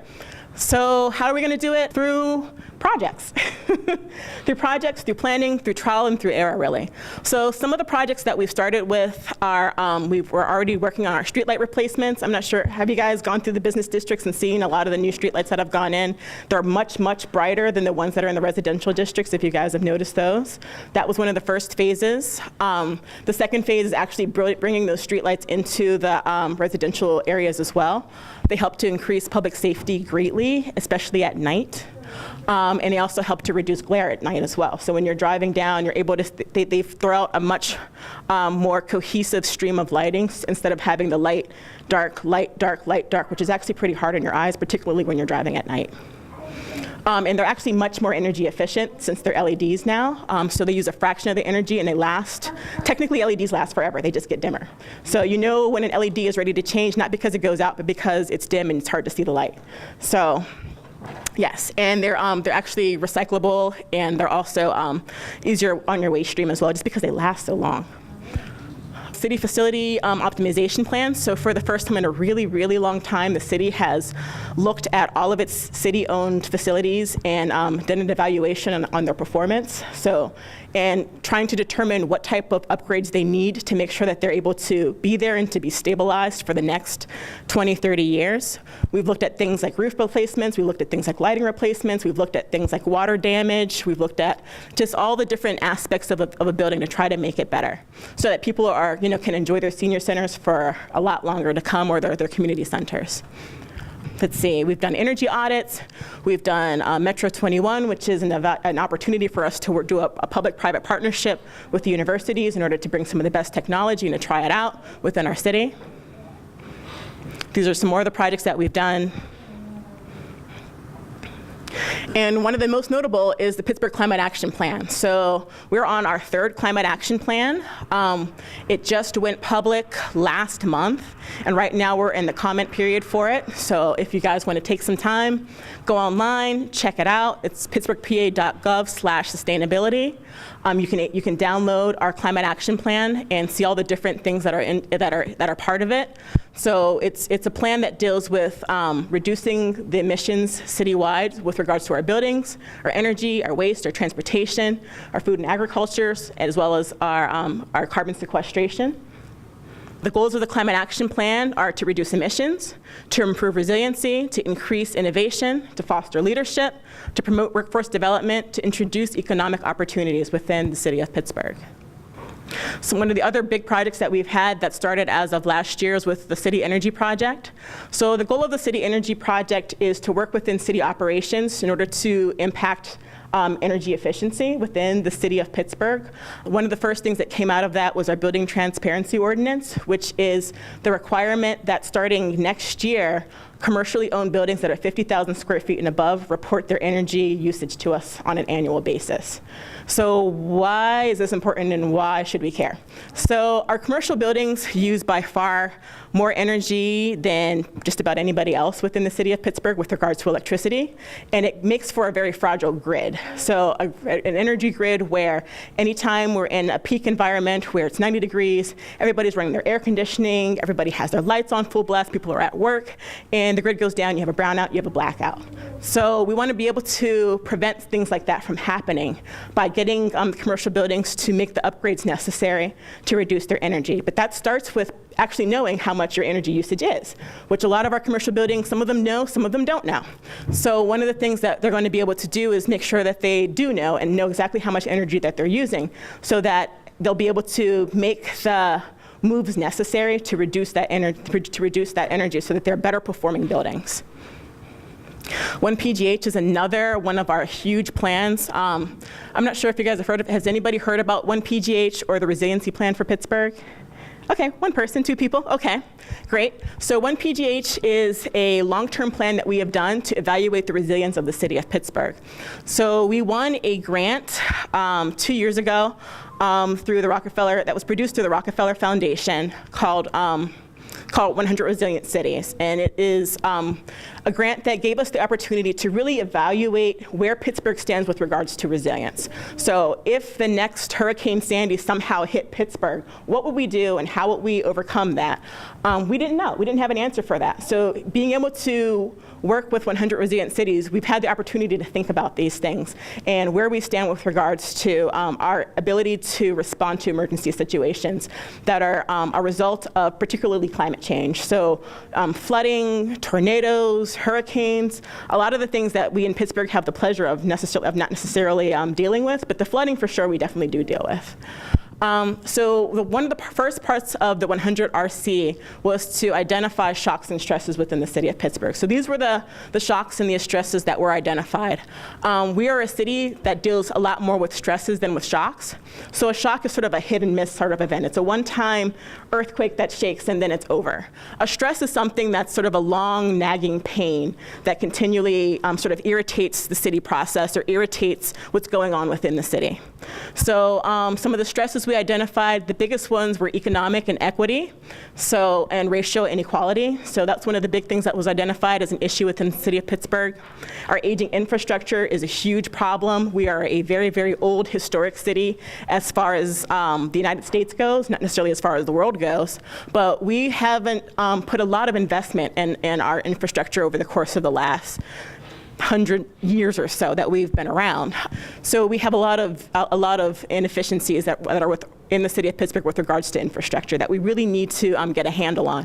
And some of that also is due to our economics of Pittsburgh. Like I said, in about the 70s, we lost about half of our population. So that left a lot of areas in the city of Pittsburgh vacant. To the point where we also didn't have the tax base to help to continue to keep our city going. And we're just now sort of recovering from a lot of that to where we can start putting that investment back into our aging infrastructure and start growing again. Fragmentation, again, we lost half of our population, so bringing our city back together. One of the things that we love about city is the uniqueness of our communities, but at the same time, how can we make sure that those communities still are interconnected as a city so we can operate better? So the value of being part of the 100 Resilient Cities network is really the resources that it provides to us. So a lot of the things that we are not experts on. I'm not an expert on transportation. I'm not an expert on large-scale energy and microgrid and planning. So making sure that the right people are in the room at the right time, and a lot of that is being funded through our opportunity with 100 Resilient Cities. So we're able to bring in the right people to help us work on these problems and to do the surveying that we need to answer these questions. So the initiatives and projects in the works. So we have a number of energy projects that we're working on. Local generation for air quality improvements. So even though the city of Pittsburgh has much better air quality than it did in the 70s, we still are considered a non-attainment city where air quality is continually an issue within the city of Pittsburgh. Every year we still are pinged as, I think, one of the top 3 to 5 cities with the worst air quality in the country. So that's something that we are continually working on. And a lot of that has to do with where we get our energy from. So a lot of our energy is a mixture between coal, natural gas, which are some of the largest polluters with regards to air quality, and we also have nuclear here in the city of Pittsburgh. And actually nuclear is fairly benign with regards to the actual emissions. So our buildings, we've been working with Boss Controls to do a pilot project where it makes it to a smart building, where the building is able to do a better job of controlling when the lights are on, when the lights are off, making it sort of a dynamic system so that a lot of our energy waste can be defrayed. We've been doing water monitoring projects. We've been doing Green Workplace Challenge, so making sure that our employees are happy in their workplace, that we're able to do things like recycle and do it effectively. We're working on waste, so our R20 roadmap to zero waste and recycling. So one of the things we would really love to do is have a recycling bin in every single household and actually provide those recycling bins. That's one of a huge criticism that we've gotten from people, particularly outside of the city of Pittsburgh that have moved here, is that, you know, the city doesn't issue a recycling bin. Well, recycling bins can cost upwards to $20 to $30 a bin, and then you multiply that by, I think, the 30,000 households that we have. It's a lot of money. Who's going to pay for it? So making sure that we're trying to pull in the funds necessary so that we can actually make that program happen. Transportation, electrification of city-owned vehicle fleets, mobile renewable electric charging stations. We just bought 2 city electric vehicles, and I think we tested a hybrid police car. So, and police cars are sort of difficult because they are they just go through so much on the road. They're constantly on the road, constantly running, and then they have to do high-speed chases as well. So making sure that you have the right vehicle and the right fuel source that can actually meet the needs, not just so that it's green, but that it's green, it's also effective as well. We're working on complete streets, the BRT, and a lot of the other stuff that you guys have heard through planning.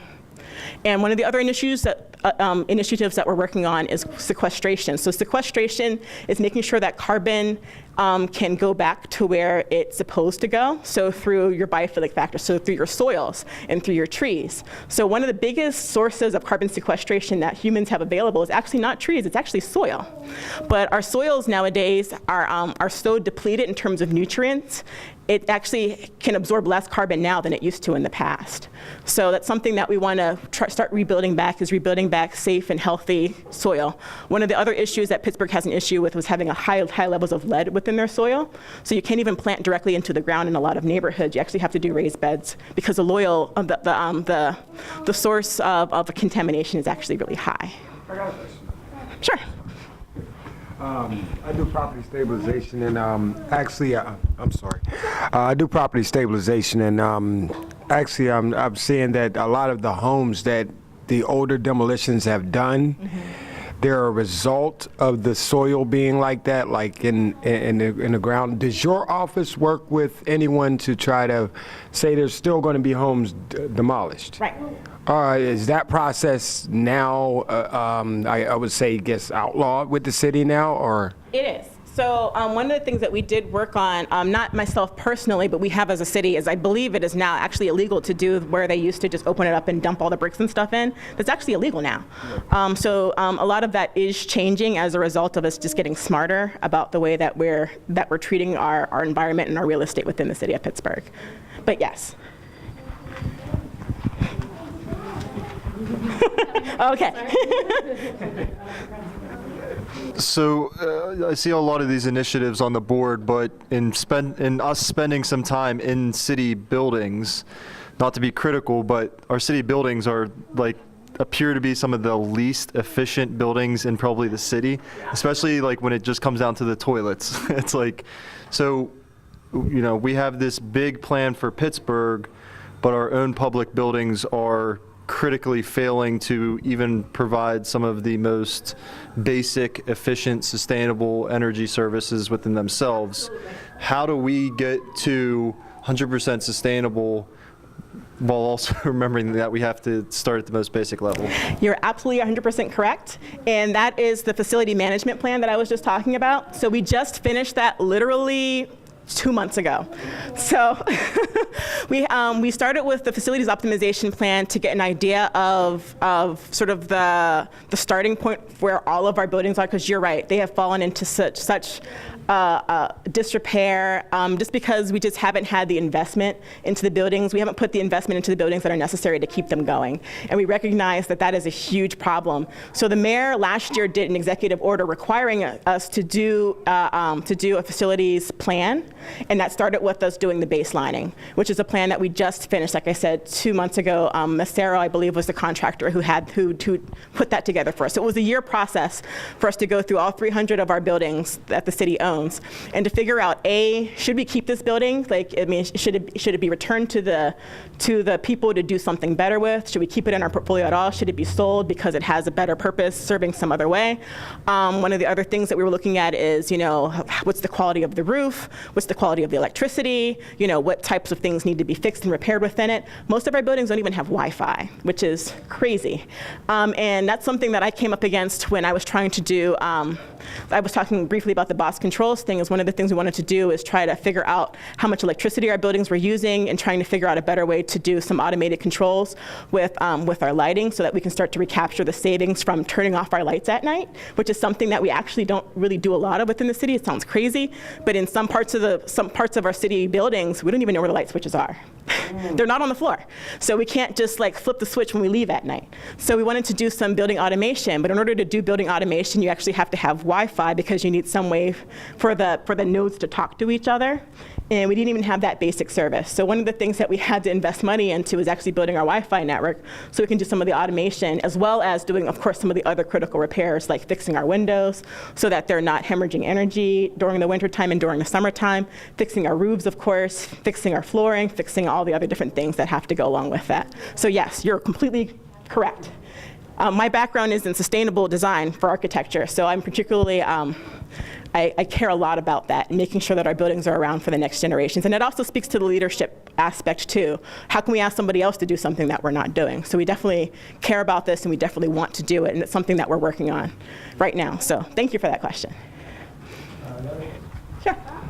My question is about air quality. I was wondering to what extent the sources of our air pollution is coming from outside of the city, and what can we do about it as a city? So it's a really good question. These are sort of where we stand with regards to all of the different polluting factors that are aiding and abetting in our greenhouse gas emissions.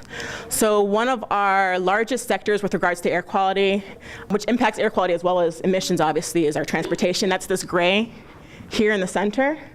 You can see how huge that chunk is. Let's see, you have... What are the units of that graph? They are, that's a very good question. And I don't know the answer to that because it's not my slide, but I will ask Rebecca. I think that it's probably in pounds, I would imagine, or particles or particulates, probably particulates.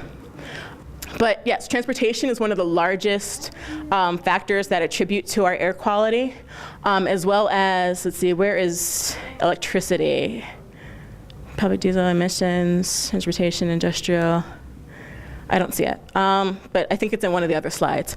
But one of the things that we can do with regards to air quality as a city is carefully zoning things like transportation, making sure that they're in the right places and they're sort of offset from some of our residential as much as possible. We can also do things like requesting or like changing the mode shift basically from single occupancy vehicles and diesel trucks to things like buses and encouraging people to use things like bikes by building bike lanes. So it's not a direct one-to-one thing. We can't, beat somebody over the head and tell them to buy an electric car, but we can try to adjust the infrastructure to make sure that for the people who do want to ride their bike, they can versus being in their car. So that's one of the things that the city can directly do. When with regards to the things outside of the city, we can complain. That's one of the main things we can do. And I know that doesn't sound like much, but when you have 300,000 residents signing a petition that goes to the mayor, and the mayor is sort of forced by his constituents to talk to the county executive about having things like a cracker plant built in that's going to sort of impact our air quality, then that's one of the things that we can do is work through the democratic process, basically. So asking you guys to go out and to voice your opinion is one of the strongest things that we can do as a city, and making sure that we're noting and that those opinions are coming in and that they're being tracked and that people care about the things that are happening. And I know that it doesn't sound like a whole lot, but it really is. Because people have to listen to you, because who do we serve as a city? We serve you guys. Yes? A specific question about what you just told us about transportation. Yes. How much of that is city residents? About the transportation chunk, how much is city residents and how much is outside city commuters? That's a really good question. I don't know, and I wish Rebecca was here to present these slides. Now that you're saying that, that's a really good question, and I can have her get back to you guys to report on that later, because I think you guys have a few more sessions left, right? No, this is the last, but we actually have like we work off of a Slack, so maybe if I could add Rebecca to the Slack, she could speak to that on the page. Do you have a guess, like, is it a lot more commuters from outside the city? Well, we did a survey. Actually, the downtown. See, we only have fragmented data on some of the commuting. So the Downtown Partnership did a survey last year that evaluated how many people are coming in for work, basically commuting into the city of Pittsburgh, but particularly just downtown Pittsburgh. But that still includes people like commuting from Oakland and commuting from some of the other parts. So I'm not sure if that necessarily answers your question. I do not have that survey data, and I don't really have a better answer for you right now, I'm sure. Sorry. To separate out exactly how much of it's from commuters versus from internal actual city residents. But she would be a better person to ask that question because she'll probably be able to give you a better answer, and I'm sorry. I think this one is showing some of the different impacts, and again, like the units aren't showing on this, so I can't answer the questions as to how much. But I think this is the impact of emissions on the city of Pittsburgh. So how much of our emissions are coming from commercial, which is much larger than residential, versus our transportation, versus our industrial. So our largest emission factor playing a role in the city of Pittsburgh is our commercial, with the second of our residential. Yes. Always when you're dealing with air quality, it's always particulates. Yeah, it's particulates. I'm guessing. Yes. So there, with regards to our emissions. So it's commercial, and then you have the residential committing the most to our particulate matter. But like I said, these aren't my slides, so I'm not sure if if this was what she wanted to present, or what Grant wanted her to present. Electricity, residential. So plan engagement and next steps. So let's see. So some of the things that are the next things for the city of Pittsburgh are Pittsburgh Investment Prospectus. So these are some of the things that are coming up for us. The Community Engagement and Strategic Outreach Plan, scenario planning activities, so energy and event responses, and then integration of water, energy, preparedness, and health. So these are some of the prospectuses and some of the larger issues that are coming up for our office to begin to respond to. Things to consider. So resilience impacts all of us. So one of the things that we have to do, one of the things that we have to consider is making sure that as we go forward as a city is bringing all of the different parts of planning together. So making sure that we're looking at our zoning, and making sure that we're looking at our planning, and making sure that we're looking at our transportation and our roads and our infrastructure through a resilient plan. Like the things that impact or that might be good for you as one individual in your community might not be best for what's happening with regards to the entire city. So making sure that all of these things play a role together is essential as we plan for the future of Pittsburgh. And these are some of the lessons that we are still learning as a city and as a resilience office. One of them being my favorite, which is that every solution creates a new problem. So as we try to go through and solve issues of resilience, it brings up another problem or another issue that, or sometimes cases, presents or creates a new problem or a new issue that we hadn't planned for before. Like I think one of the ladies was talking about, you know, as we do zoning and things, it impacts, we solve the issue of making sure that there's more apartment space for people to move into, but at the same time it impacts the landlords because they've lost some of their customers. So every time we sort of shift the level and we move things around, it creates another thing that we're going to have to do as a city, which makes it important for us as a city to be flexible and to need to be able to continue to transition in the future and to be able to shift things around. So even though we've done a lot of great things for the city, we still have ongoing challenges. We still have things that aren't perfect. We still have issues of flooding. We talked a little bit about the air quality issues within the city. Like we've done a lot to fix all this stuff, but we still have things that are continually problems. And these are the stresses with regards to the city. And this is supposed to be a video. If you haven't had a chance to see it, it's the 1PGH video. And you can find that by going to the pittsburghpa.gov/1PGH. And it's an awesome video. And pretty much the conclusion is why really do we do all of this? It's because of all of you guys. We care about the city. It is our job as the city of Pittsburgh to serve you. You are our customers and our only customers. So thank you.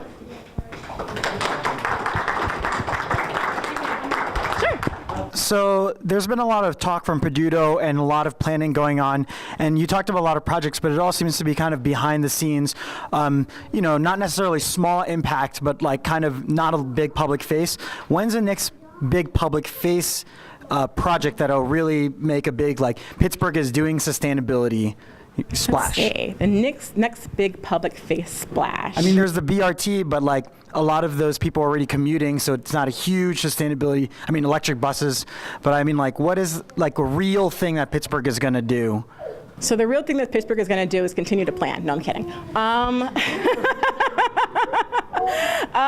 So that's a really good question. So you're pretty much asking, like, when do we get to the implementation of all of these plans, basically, where you guys can start to see the effects of it? And the best answer I can give you is hopefully soon. So it feels like every time we create a plan, something else changes and we have to create a new plan, and then something else changes, we have to create a new plan. And we've upped the ante on the goals, but at what point are we able to actually implement the goals to get towards the 50%? So all of it's happening actually really, like you said, behind the scenes. So like all of the things that are playing a role in this are things like doing the bus lanes, or the bus lanes, the rapid transit, doing the bike lanes, like all of that stuff is playing a role into this. But you know, it's just one press release rollout at a time, essentially. So it's not something where we can just descend upon the city and say, we're gonna do this, wipe it all clean, you know, add in all of the infrastructure and then move on to where you can see it as a huge splash all at once. It is stuff that takes a really long time to implement just because you have to go through the process of bureaucracy.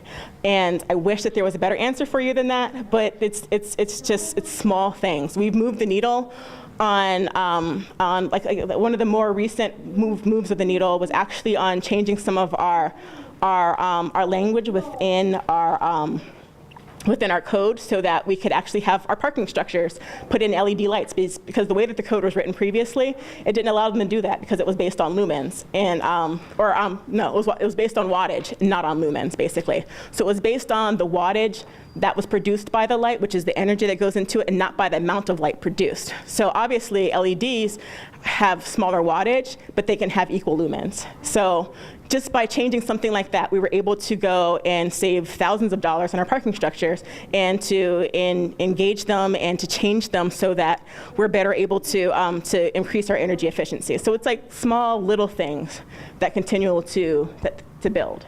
Yes. Do you think we're moving as fast as we can, or can we as citizens push our city to go faster? I think that, of course, you guys can push us to go faster, but at the same time, we can only go as fast as we have money for and as fast as we have the political support to do.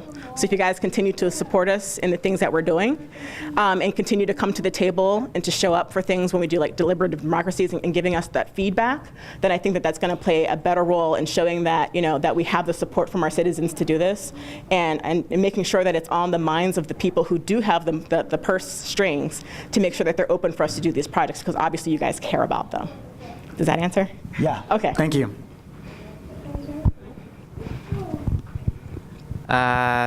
The city that I'm coming from is Tehran, which is a very large and polluted city. And one of the things that they did in order to keep pollution away from at least the center of Tehran was having a plan, having a zone, restricted zone for cars, and issuing permits for cars that want to enter that zone. There are annual and daily permits, and usually annual permits are only issued to people that have actually some business to do there, like and not normal businesses.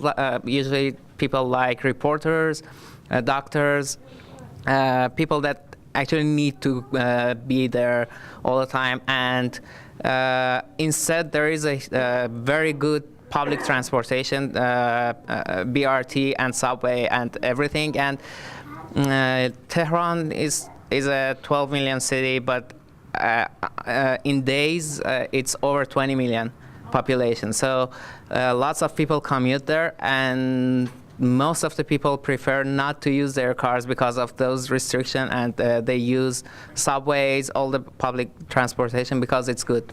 So maybe something like that will help a city with high pollution. But I wanted to ask, have you ever thought about this for Pittsburgh, something like that, restricted zone for business district at least? We haven't, so that's actually kind of interesting. So let's see, maybe about 30, 40 years ago, they had urban renewal that came through the city of Pittsburgh that changed a lot of things. One of them one of the projects in particular that it impacted was actually East Liberty. So what the idea behind urban renewal in East Liberty was to have all the cars parked along the perimeter of it and make it a walkable community. So people parked along the perimeter and then they walked in through it. And they walked into it to access the businesses and things like that. Unfortunately, we're afraid to do something similar to that because of how bad that project ended up for East Liberty. So what it ended up doing was, we are a very heavy car-centric society, at least then, and still sort of now, basically. Where it actually ended up killing the urban core because people just started driving through it because it was harder to access and they wanted to drive apparently in park. So we haven't done anything like that lately, but we are trying to do some things where, like one of the things that has really worked is that it's really expensive to park in the city of Pittsburgh. So by doing small things like that, and I don't know if anybody's ever tried to park in the city of Pittsburgh on a midday Monday, but I think it's like a quarter for 5 minutes. To park downtown. And little things like that can encourage people to take other modes of transportation into the town because parking is such a premium. So that's one sort of way that the economics are changing and adjusting and influencing sustainability. But yeah, it's a good idea. It's definitely something that we can consider. Sure. At least my thought is that a zone that no car can enter, something like that, will not work because from what I've seen, people are too lazy to do that, and some area that has a very good transportation and to the out of town. For example, in Tehran, subway goes out to the next city with 6-7 million population, and commuters are mostly from that city. And well, there is a very good subway system, so people actually use it. It's 40 miles away, but it's very fast for them. Right. Yeah. So something like that probably will help. Yeah, so that would be the BRT, which is what we're working on. Let's see, and we've also had some plans and some talk about increasing our T, which I'm not sure if it's going to work or not. I believe that they've tried it in the past, and I don't remember what the hurdles were. But I know that it goes out the South Hills, but they'd like to expand it so that it actually does a lot more in terms of the mass transit coming in. And I know that they've talked about some changes for downtown as well, right, with regards to the way that the buses access downtown. I'm sorry, what was the question? So he's saying for transportation, are there ways that we can increase the public transportation into downtown? And I'm not sure if we've done some of the zoning necessities and some of the, I thought the buses, aren't they trying to with the BRT plan and stuff too? It's not with zoning, but right. With the bus rapid transit project, we are looking at the rerouting of buses downtown to kind of maximize how not only you can get into town, but also how you transfer from one place to another. Because we have a public transit system that is really a hub and spoke system, with the hub being downtown. And so if you live in Sheridan and you live close to the West busway that we have, so we have kind of BRT that exists already in our busways. But if you're in Sheridan, there's not a way for you have to transfer, and the transfer points aren't near each other in downtown for you to get from Sheridan on the West busway to get onto the East busway to go to East Liberty. And so as part of the bus rapid transit project, we are trying, work that was done in city planning, but now is really through our Department of Mobility and Infrastructure, that now they're looking at, kind of how we restructure the downtown routes, especially the rapid transit routes that we have in the city, to be able to make people make those connections. Because although, like we showed in that very beginning slide, we have a lot of people that come into town every day, they're not all coming into downtown. And a lot of people are traveling throughout the city, not just in downtown.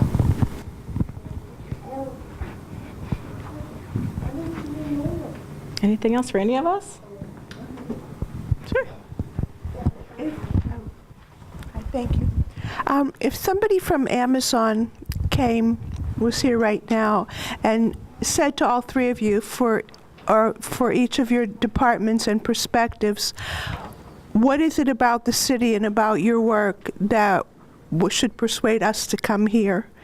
And if you want, you can say, what am I going to ask of you that that'll make you think twice? But that's your choice.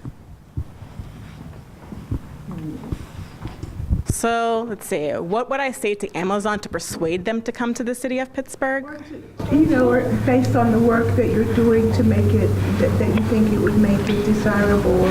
So one of the things that I would tell Amazon if I wanted them to persuade them to come to Pittsburgh is the fact that, you know, you can look at the city of Pittsburgh as being a half-empty cup or a half-full cup.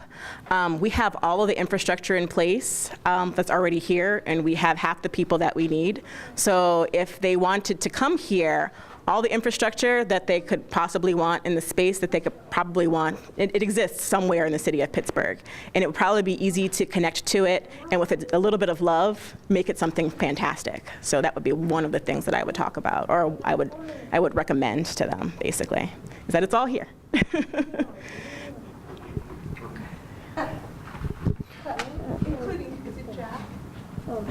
Oh, we won't let him try to answer, you know. He's going to be one of the selling points. Well, no, and obviously, I mean, if you haven't seen, you know, the city, you know, did kind of release as part of its, you know, pitch to Amazon. I'm right here, buddy. You know, I mean, you know, really, I mean, the thing is that, you know, Pittsburgh is, you know, a big city in a lot of ways. It's reinvented itself in how we've been able to, you know, kind of, you know, bring in, you know, what was formerly a very manufacturing economy, and, you know, relying on, you know, kind of the educational facilities here, really turned ourselves into a more diverse economy of people.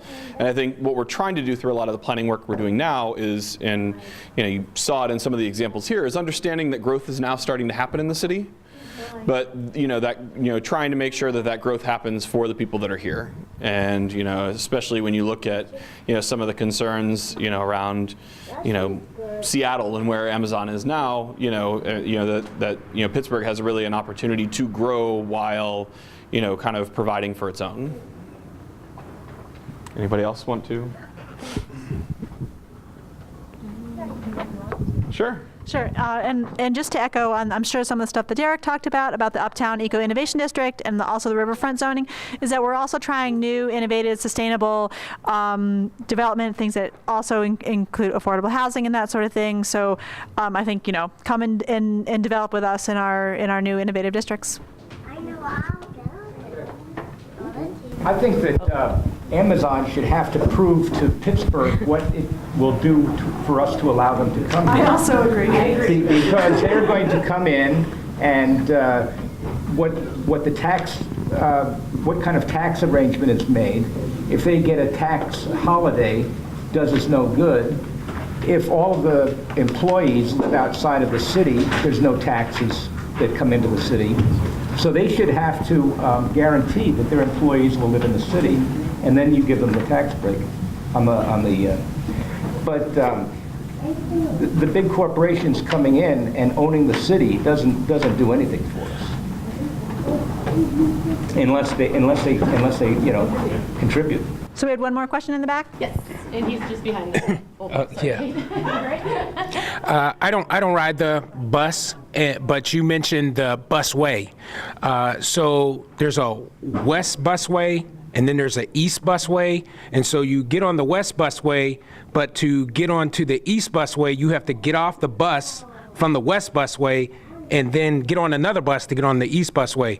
So my question then is, why can't the west busway just travel through what you said, hub and spoke, this hub, instead, and maybe 2 stops along it, and then get on that bus that came off the west busway, goes on to the east busway? That's my first question. Why isn't that happening? And my second question is, do you try to expand this, and are you getting some pushback from these communities that probably are saying, we don't even want you here. We don't even want people who don't live in our community to have access to our community. Have you found that? So those are my 2 questions. Why can't the busway from the west busway just go through and get on the east busway? Sure. I would say to your first question, you know, our Department of Mobility and Infrastructure folks are probably much more apt to answer that question than I am. But when we did look at that as part of the BRT planning, one of the things is really, I mean, a lot of it, you know, is around, we were working with the Port Authority and a lot of that, and a lot of it is around how the buses can be scheduled, because they're different runs to go from the west busway to downtown, then the east busway, and to try to keep a consistent route. and to keep consistent timing was really difficult. And so that was why at this point in time you don't see that. Doesn't mean eventually that won't be a problem that's solved. As to the second question, your second question was really, how do you deal with people who don't want growth at all? Is that, or don't want change at all, or don't want?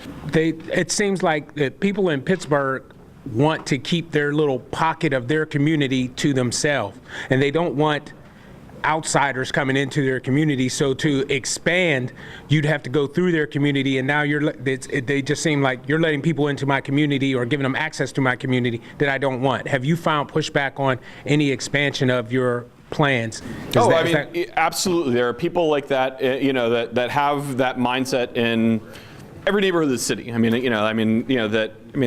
is, that there will be those people who, are a little bit more resistant to change, and I think that, one of the things, especially with, especially with, the Uptown Eco Innovation District work, was trying to figure out how change could benefit them. And really understanding that whether we go into a neighborhood and do a plan, or whether we don't go into a neighborhood and do a plan, change can happen. Kate doesn't have the opportunity to tell every person who wants to develop in a neighborhood that they can't develop in that neighborhood because nothing's allowed to change. We can, through zoning, try to dictate what change looks like, what kind of buildings that takes place in, what kind of uses go on. But really, the long-range planning that we're doing when it comes to the neighborhood plans or other plans is trying to figure out what benefits those communities can get through the fact that we know that those neighborhoods will change. One other question, and if you have questions afterwards, we will be around. So I know we're getting a little you kind of time constrained. might want to answer this afterwards, because you didn't get to the presentation about public art. I don't know who sits on the Public Art Council. It's not public knowledge. That's a very opaque group. The Arts Commission? Yeah, who's on it? I can make sure to tag you to the website, which has our Art Commission members on it. It has our bylaws on it. It has. Well, because I've had public art that I've had to present to the Art Commission. Okay. And then a developer buys the building, and it gets my mural gets painted over. You guys say nothing, but yet I had to go through all those hoops to get it approved. I'm talking about the one in the Strip that you could see from the Veterans Bridge. And that's on public property, which is why you would. No, it was on private property, but I still had to go through the Arts Commission.